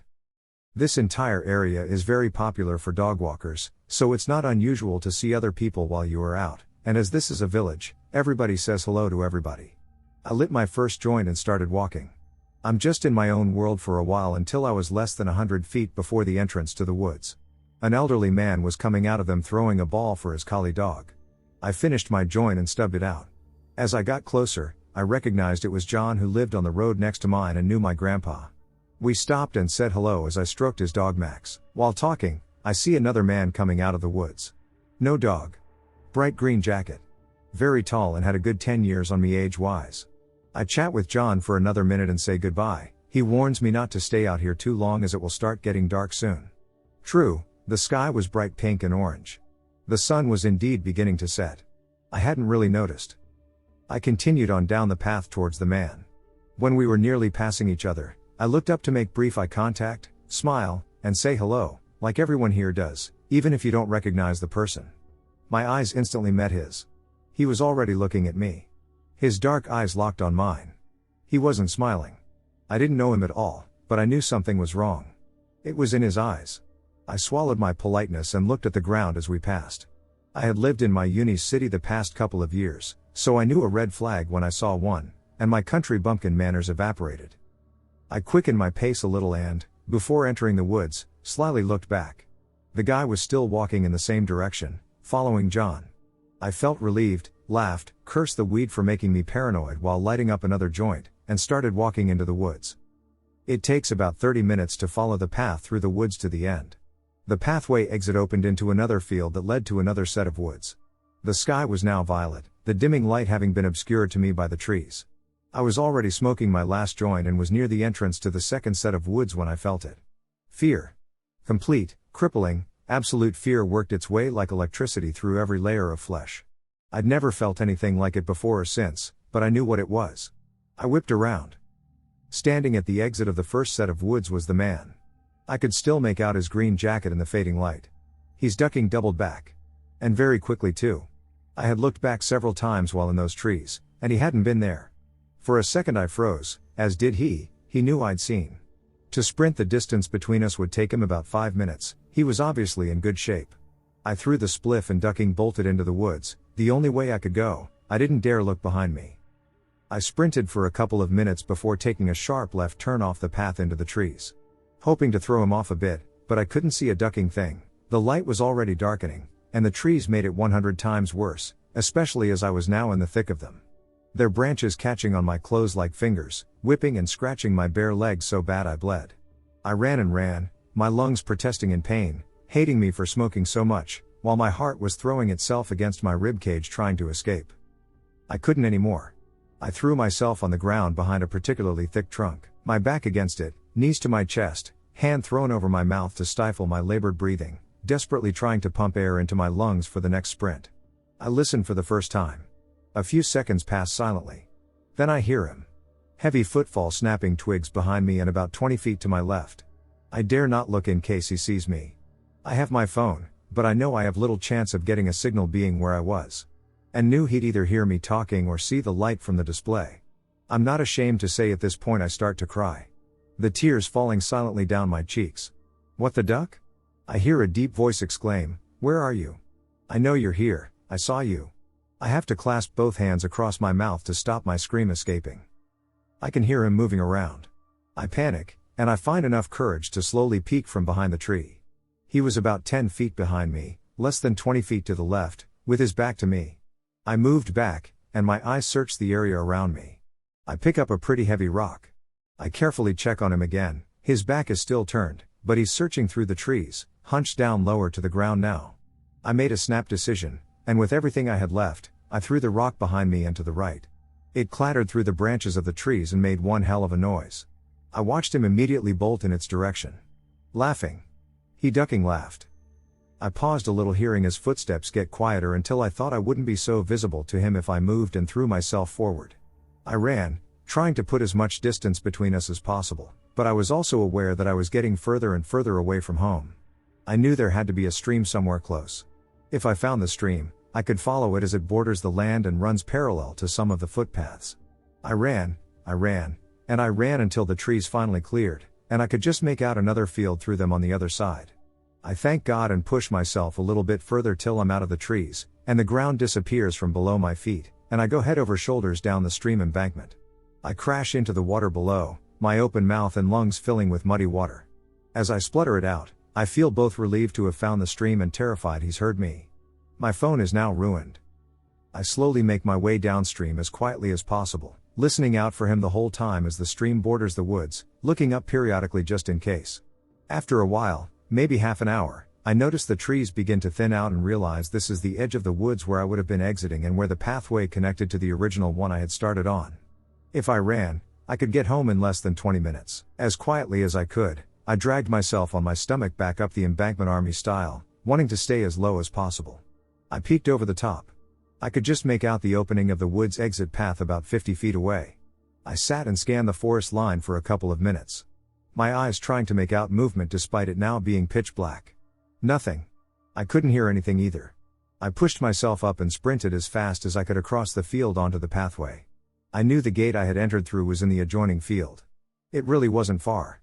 I was so happy. "You ducking, witch?" A screech echoed from across the field. I swear my legs nearly gave out then and there. He had been waiting for me.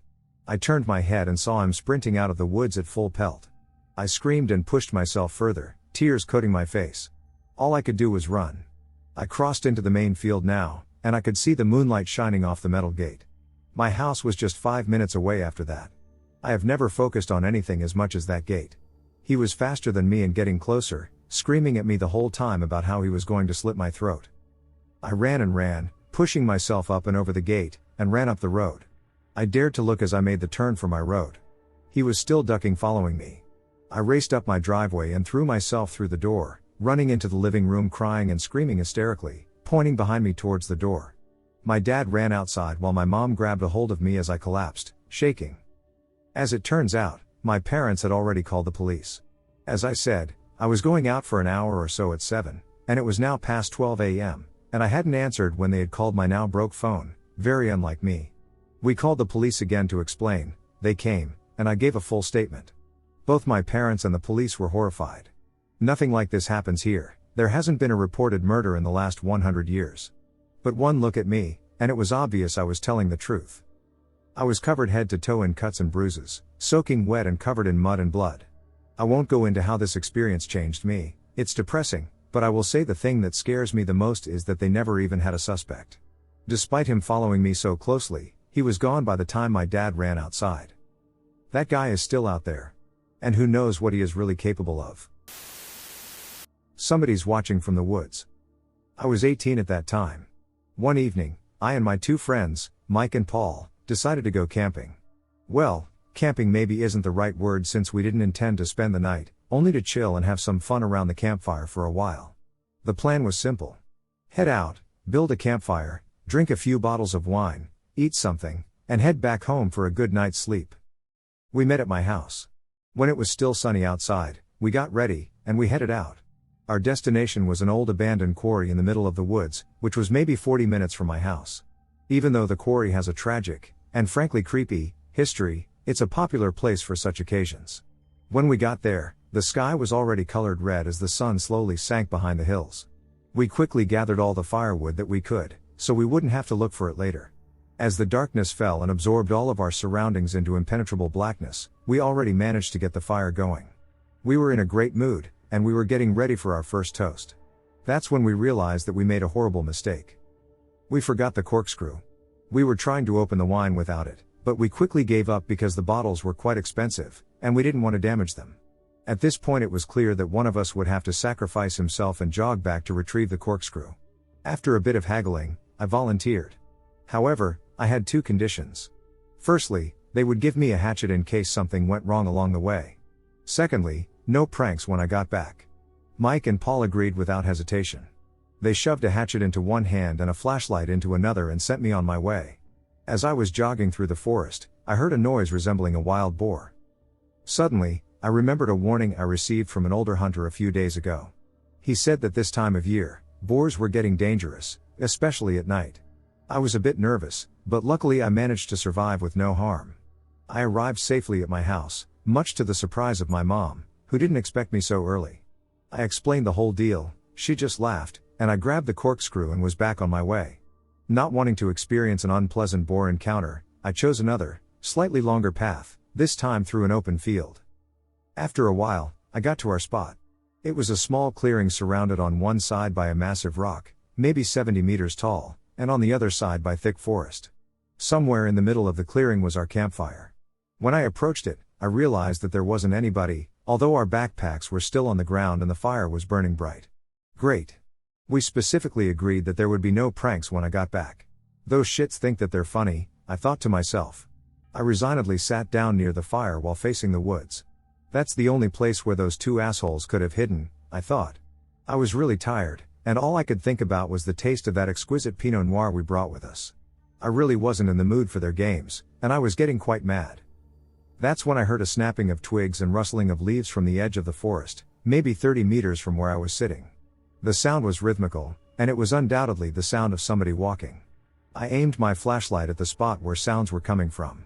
Between the trees, I spotted a tall person wearing a dark hoodie. As I shined my flashlight on him, he stopped walking, turned to me, and just kept staring motionlessly. Even though he was directly facing me, I couldn't really see his face. I shouted, "Paul, you fat shit. I know you're trying to scare me. We agreed on something, so stop messing around and come out." As I finished, the hooded figure just turned around and walked deeper into the woods. Exactly at that time my phone started ringing. Hastily, I took it out of my pocket. It was Mike. I took the call and started barking at him. "Really funny, you assholes. I thought we agreed on something. What are you talking about?" "I'm talking about you trying to duck with me. I clearly saw you, so you can come out now." Mike seemed to freeze for a minute.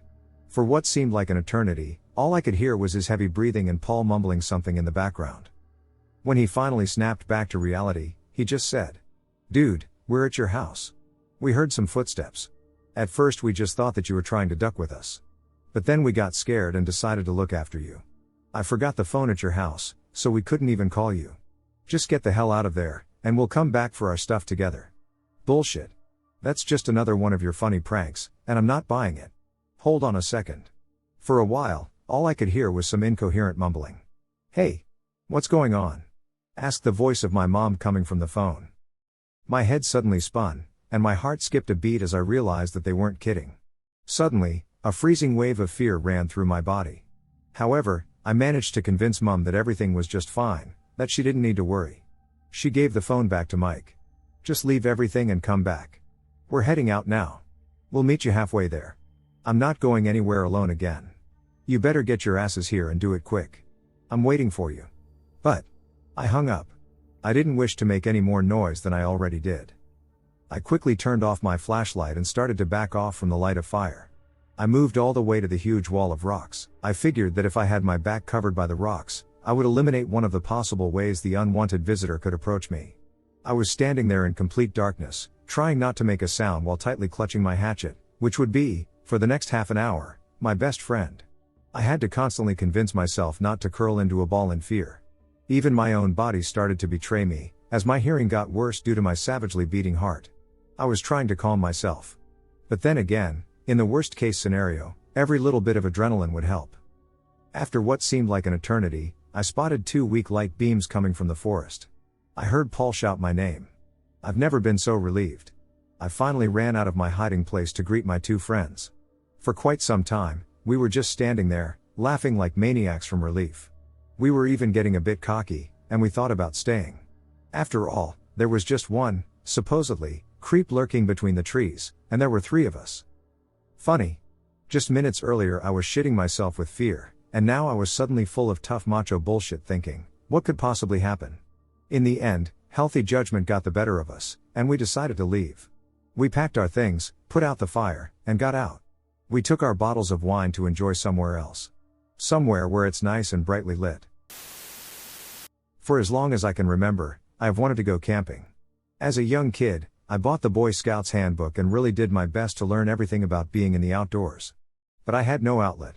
My parents come from a third world country, fleeing war and poverty, so for them it was like, why in the world would we go live in a tent even for a night? We literally have been running away from all of that our entire lives. So it wasn't until I was much older, in my 30s, that I really felt free enough to go camping. I collected all the gear I needed, started out hiking, and then did some overnight trips. It became a very regular thing for me, weekly/bi-weekly. With the exception of this one negative experience, it was a really magical time in my life. Unfortunately, I don't have too many friends, so I would go all by myself out to the Catskills, and I would find different spots to camp at. I don't want to blow up these spots, but basically I found a few gems in the process, and one spot in particular became my favorite. I am not from the Catskills, I am actually a Long Island native, so I didn't know how safe the spots I was going to were. Ignorance was bliss, though, so I felt totally safe at every single spot I went to. Until this one trip. Because of my job and other responsibilities, I could only do single night trips. I would leave work, car pack the previous night, and go straight to the mountains, set up camp, and just enjoy the evening, usually by cooking awesome stuff and acting like a caveman. There is one spot I fell in love with. It is nearby a lake, and the whole area was just magic to me. I very rarely encountered people there, and when I did, it was a quick hi/bye type of situation. There was even some decent fishing. It was just spectacular. That all changed on this one particular trip. I got to my spot, which is actually a drive-up primitive camping spot. No cell service, and the nearest town was 15 or 20 minutes away along crazy mountainous roads. So anyway, I set up my tarp in my sleeping area. I like sleeping in the open more than sleeping in a tent, so I had a little cot set up next to my fire. With my headlamp on, I got all of my food prepped and I started cooking. At this point, it was probably midnight. Like I said, because I had to make these trips straight out of work, I would be doing most of the camp-related stuff in the late evening hours, which totally didn't bother me. Anyway, as I am cooking, I am walking around my site, and suddenly I see a light being flashed right at me. I realized a person was walking into my camp area. It scared the breath out of me. It was the most visceral physical fear I have ever felt. I instantly felt afraid for my life, because it was so late, and this stranger just popped out of the forest. I thought the absolute worst. I backed up away from the person and went around my campfire to put at least that distance between him and me, and I took a look at him. It was a young dude, late teens, I would say, dark complexion. He was wearing shorts, a t-shirt, a backpack that was unzipped, with the flap just hanging, and no shoes. His appearance did nothing to take away my fear. Looking at him, I was sure he was a crazy person. He started talking and apologized for scaring me. He was obviously drunk/high. He started telling me about how he was with his two friends, a guy and a girl. He mentioned they were a couple, and he was telling me about how the guy started acting crazy and pulled out a knife and started getting super aggressive. He told me that he lived in that town that was 15 minutes away. He said he ditched his friends because he felt so unsafe with them. Then he started going off on tangents, talking about his favorite spots in the area. The entire time I kept thinking about how to defend myself if he came at me. What is even crazier is that at some point he started saying things like, "Hey bro, if you ever needed to hide a body, I know the exact right spots to make that happen." This dude was sending alarm bells off in my mind, but I was afraid of sending him off the deep end. I let him talk for a while, and he seemed to relax. It became obvious to me that he had no weapons on him. His clothes were tight enough on him that I couldn't see anything in his pockets or attached to his waistband, and like I said, his backpack seemed empty. I had 2 knives and an axe nearby to me. So I decided that I needed to act. He seemed relaxed enough that if he lunged at me, I was more ready to act than he was. So I told him, "Hey man, no disrespect, but I need you to leave my camp, I need my privacy, and so I need you to be on your way." He said something to the effect of, "Oh, I respect you being straight up, most people would not be." We said our goodbyes, and I watched him walk off. Let me tell you, I was so effing afraid. I was terrified for my life. I was in shock too. I didn't know what the right thing to do was. I couldn't call anyone either. I was far from real civilization, and I started to feel more and more unsafe with each passing minute. And then I started hearing screaming. It sounded like a man and a woman arguing. I heard a car drive off and one final shriek from the girl, and then silence. Even though this part of the guy's story checked out kind of, in that there was a quarreling couple somewhere nearby, it didn't assuage my fears. It was then I decided that it was deeply unsafe for me to stay. There was a 50-50 chance that the person I encountered was a dangerous person. I could stay, but I would be risking being attacked in the middle of the night. So I packed all of my stuff into my car and left. I drove to a nearby town and parked somewhere and just slept in my car. I couldn't camp for an entire year after that. I don't consider myself a cowardly person, but the idea that I could be lying on a cot or even in a tent and some stranger could be walking in my camp while I'm asleep, I couldn't get over it.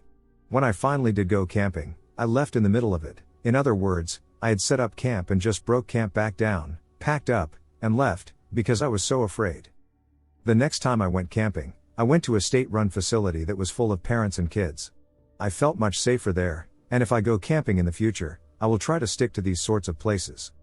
It is totally uncool of people to enter other people's campsites without permission. I am a grown man, I am unafraid of a lot of things out there, and I consider myself brave, but honestly it was slightly traumatic to have had my sense of security trashed so hard. I am unsure if I will continue primitive camping like how I was doing it previously. Honestly. Since that encounter, I have considered arming myself with a firearm. Anyway, that's my crazy, horrific camping story. I have had a lot of positive experiences, but I felt like I had to get this experience out of me. Thank you for listening. My frightening experience on Rock Island, Wisconsin. Rock Island is a state park located at the tip of Door County, Wisconsin, on Lake Michigan. It's a difficult place to get to. To get to the island you have to take a car ferry from Ellison Bay to Washington Island, drive across Washington Island to Jackson Harbor, then take a pedestrian-only ferry to Rock Island. No vehicles or bikes are allowed on Rock Island. Even though the island is relatively small at about 975 acres, it has had an intriguing history. In the early 1600s it was inhabited by a tribe of Potawatomi Native Americans as well as a small fishing village of European settlers. The two groups did not trust each other and did have a few unpleasant encounters that almost led to violence, but for the most part they lived peacefully together on the island. By the 1640s, the Potawatomi had migrated to other parts of Wisconsin. Shortly after the Potawatomi had left the island, some settlers from the fishing village reported seeing a new group of people on the island. There seemed to be more white settlers, but they wore strange clothes and kept to themselves. No one from the fishing village was ever able to talk to one of these new settlers or even find where they were living. It was around this time that strange things started to happen in the village. Several animals, it's not mentioned what they were, maybe it was pigs or chickens kept by the settlers, were found slaughtered in the village and seemed to have been used to make markings in blood on some of the buildings in the village. On a different night, a building used for preserving meat burned down. The villagers felt that these things must have been done by these new people on the island, and they intended to find them, but after a thorough search of the island, including the wooded inland area, they never found a single person. These strange occurrences seemed to stop soon after the search, and none of the other settlers were ever seen again. In 1836 the Potawatomi Lighthouse was built on the northern part of the island.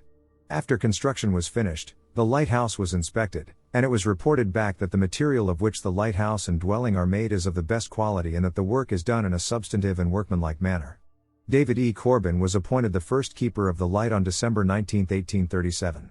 Only 3 years later, in 1840, despite the apparent quality of construction of the lighthouse, David Corbin started to complain that plaster started to fall off the building and some sort of liquid would ooze through cracks, leaving the house constantly damp. Corbin was completely alone most of the time at the lighthouse, and some have said when visiting him that he would stare at a certain wall and sometimes speak vaguely of the other visitors. In 1845, after 8 years of relative solitude at the lighthouse, an inspector visited the lighthouse keeper and determined that while Corbin was fulfilling his duties, he was acting strange. The official report says that the inspector ordered Corbin to take a 25-day leave of absence to find a wife to live with him at the lighthouse. However, some think that the inspector was startled by Corbin's mental state caused by years of solitude and thought it would be best that he spent some time away from the island.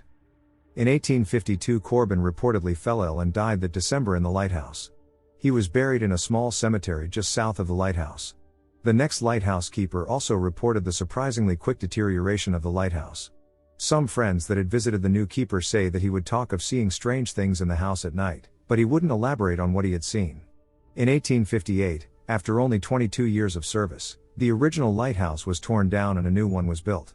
From that point on, the lighthouse keepers were required to have an assistant keeper, or a family with them at the lighthouse. No strange occurrences were further reported in the lighthouse logbook outside of strong storms and occasional shipwrecks except on January 20, 1876. The keeper at the time, named Betts, reported that he saw two men attempting to row to the mainland from Washington Island. He wrote a terrible storm came up shortly after their departure, and they never made it to their destination. Over 3 months later, on May 3, 1876, Betts wrote, "The two men who were lost last January have been seen several times. Once from Caney Lighthouse and once from Jacksonport. The men were apparently frozen stiff and sitting upright in the boat among a mass of ice. At last account they were still adrift. There is not much hope that they will be found and buried."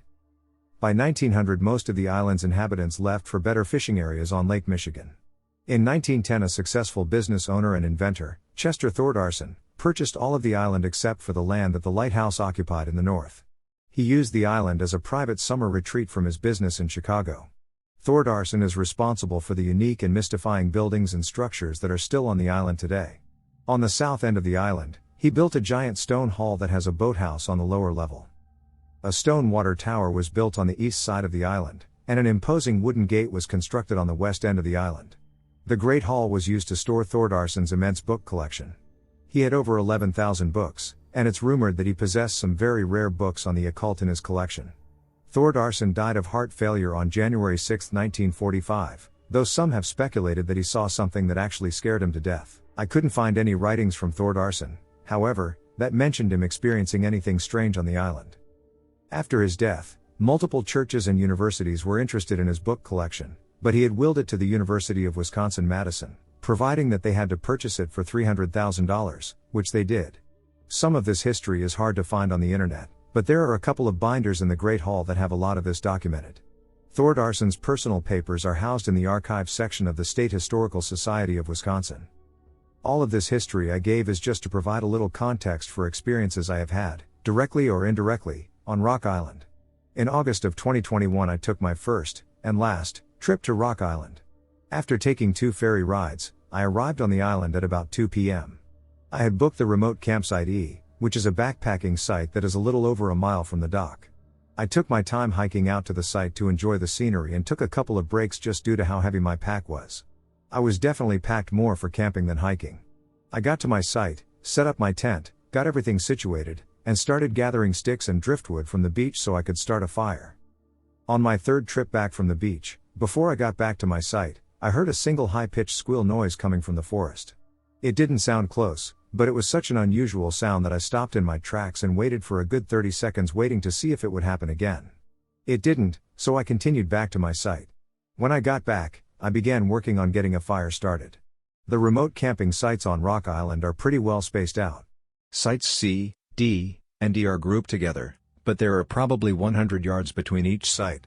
There's not a real trail connecting the 3 sites directly, but enough people have walked along the ridge between the 3 sites that there's an obvious path. As I was setting some sticks up in my fire ring, something caught my eye, and I looked up. Fairly far away, it looked like it might have been at site D or a little further. There was a person running in my direction. My first thought was, well, that's odd, because, like I said, it's not even really a trail they were on, and then my mind just went to, there must be something wrong, and this person needs help. They got a little closer, and it looked like maybe it was a woman in loose gray clothes, maybe in a hoodie. It was still far enough away that I couldn't really make out any details.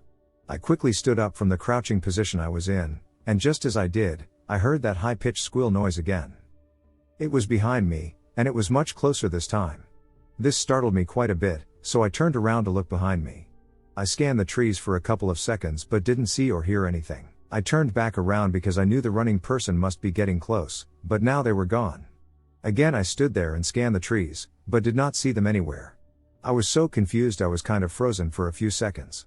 It was all very strange, but I was able to reason it out in my head that it was just a fellow camper from site C or D that was maybe running to the pit toilet that was a couple hundred yards west of the sites.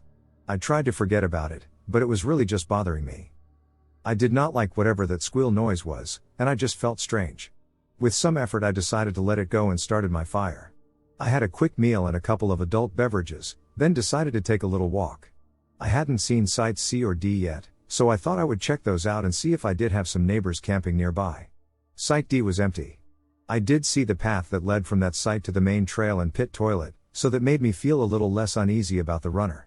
I figured it was maybe someone from site C that took a strange way to get to the main trail by going through site D. It didn't make a ton of sense because I probably still should have seen them, but it made me feel better. I continued on to Site C and saw there was a tent set up. I really didn't want to bother anyone, but I just thought I would go over with the excuse that I would introduce myself as a camping neighbor from Site E and see if anyone looked like they might have been the person running earlier. I came up on the site, and there was a couple sitting at the picnic table. Neither of them looked like they would have been the person I saw running. I introduced myself, and they introduced themselves. They were probably in their mid-30s, they were very nice and both seemed to be pretty drunk, but a quiet drunk. I didn't ask about the runner or the squealing noises because I thought it might be weird. I wished them a good night and walked back to my tent. When I got back, I had a cigar and a few more drinks. It got dark, and it started as a perfect night. The sky was clear, and I was just staring up and looking at millions of stars. I felt better about everything from earlier and felt stupid about the whole thing and decided to get some sleep. It was a long day, so I fell asleep almost immediately. At around 2:30 a.m. I woke up to a huge boom of thunder. It started downpouring. The wind picked up and the temperature dropped. I love camping in the rain, but I do not like camping in a lightning storm. A pretty big storm came through, and I was starting to worry. The wind was whipping at my tent, and the ground was shaking from the thunder and lightning. I did not feel good about being out there in a tent and felt very exposed. The storm lasted for about an hour before it became just a light, steady drizzle. I was just starting to fall back asleep when I heard the squeal noise again. I opened my eyes wide in the dark and just lay there silent. There was another louder squeal noise, and it was pretty close. I knew there are no real dangerous animals on Rock Island. There are deer and porcupines, but nothing like bears or wolves. Knowing that still didn't make me feel better, though. There was just something about that squeal that I didn't like. I say squeal because that's the best I can describe it. It sounded to me like a pig squeal. I honestly don't know that much about pig noises, but that's what I thought of when I heard it. An injured or angry pig squeals. I continued to lie in my tent and started to hear footsteps outside it. It was still raining, so the sounds were a little buried in the sound of rain, but it definitely sounded like a somewhat large animal or human walking around. I sat up in my tent and took a knife I had out just to feel better. In my head I just kept saying, it's just an animal. It's fine. There's nothing in these woods that can hurt you. I listened as the footsteps started moving away from my tent. I just sat there being still, holding my knife for maybe 10 minutes without hearing anything else. I started thinking to myself, it's fine. It was just an animal. You're being stupid, and you need to get some sleep. I was just about to lay back down when there was a very loud squeal, and it was right outside my tent. It felt like my heart just stopped and a shiver went down my spine. My heart was beating so hard my entire body was pulsing, and I felt it in my ears. It took everything in me, but I forced out a get out of here. Not shouting, but as stern and mean sounding as I could at that moment. I didn't hear any more squeals or footsteps that night, but I also didn't sleep. I just sat there in my tent for maybe an hour before I lay down. Eventually the rain stopped, and I kept lying there until the sun came up. Throughout this time, I constantly reminded myself that my actions were foolish. It was just an animal. It was probably 7 a.m. before I decided I had to get out of my tent to relieve myself. As soon as I stepped outside my tent, I saw that my picnic table had been turned over and was upside down. When I saw this, I surprisingly calmly thought, okay, this is enough, I'm leaving the island today. I checked my surroundings, and nothing else seemed out of place. I eventually reasoned with myself that the wind had blown the table over during the storm. It still seemed a little strange because the table was pretty heavy, and I felt like I would have heard the table flipping over, but that might have made sense. I made some cold instant coffee, had a bite to eat, started to feel better about the whole thing, and then decided to go for a hike. I admit, I get easily scared when I'm camping by myself in the woods. Maybe that's natural. After I had some coffee and food, and the sun came out, I realized that nothing I heard or saw was really anything that couldn't be explained. Other than not getting a good night's sleep, I was having a pretty good time. The reason I came to the island in the first place was to hike the 7-mile Thordarson's Loop trail that has a lot of interesting things to see, and I was excited to start the hike. I packed a few things in my backpack and started off. Fairly close to my site is the water tower. I have no idea how it originally worked, or why it had to be a tower, but it's an impressive building with a fireplace that looked like someone had recently had a fire in it. A little further down the trail was a cemetery where 2 sisters and a few others are buried. It's believed there are still more buried here in unmarked graves. These likely are some of the settlers from the old fishing village. The island has 3 cemeteries. There is one by the beach and that's where Chester Thordarson is buried. There's one on the eastern part of the island where the 2 sisters are buried, and there's one on the northern part of the island where the original lighthouse keeper David E. Corbin is buried. There is also at least one Potawatomi burial area on the island, but no one knows exactly where that is. I kept walking on the trail until I came to a nice scenic overlook area with a bench where I sat down and drank some water. I started to hear some talking on the trail ahead of me, but I couldn't see anyone yet. There was a bend in the trail, and the trees were thick, so I sat on the bench waiting for these people to come around the bend. The voices were coming closer, and I could tell that they weren't speaking English, but I couldn't place what language it might have been. Both voices were very, very deep and guttural. Then, back deep in the woods, I hear a loud and quick ooh. Immediately both the voices I was listening to responded with their own. I kind of smiled because it sounded like these two heard whatever it was in the woods and they were trying to be funny and mock it by responding. I got off the bench, put my backpack back on, and started walking in the direction further down the trail where the voices were coming from, but I never did find these people. The rest of the hike went very well. I visited the cemetery where David E. Corbin is buried. I took a self-guided tour of the Potawatomi Lighthouse. I passed the wooden gate that apparently used to be part of a larger structure. I walked by the Great Hall and Dock area from where I arrived on the island. Visited some of the other structures on the island. Came across the cemetery where Chester Thordarson is buried. Then finished the loop by returning to my campsite. It was a lovely hike with a lot to see and wasn't especially difficult, but I was tired. I did walk down to campsite C to ask the couple I spoke with the night before how they did with the storm during the night, but they had packed up and left. I was disappointed because I also really wanted to ask them about the squealing noises during the night. The rest of the evening was pretty uneventful. I built a fire, made some meals, had a cigar, and had some drinks. As soon as it got dark, I was ready for bed since I had so little sleep the night before. I got in my tent and quickly fell asleep. I might have been asleep for about 3 hours when I woke up suddenly and was immediately fully alert. Nothing that I was aware of caused me to wake up, but I felt something was wrong. I sat up in my tent, and this part is a little hard to explain.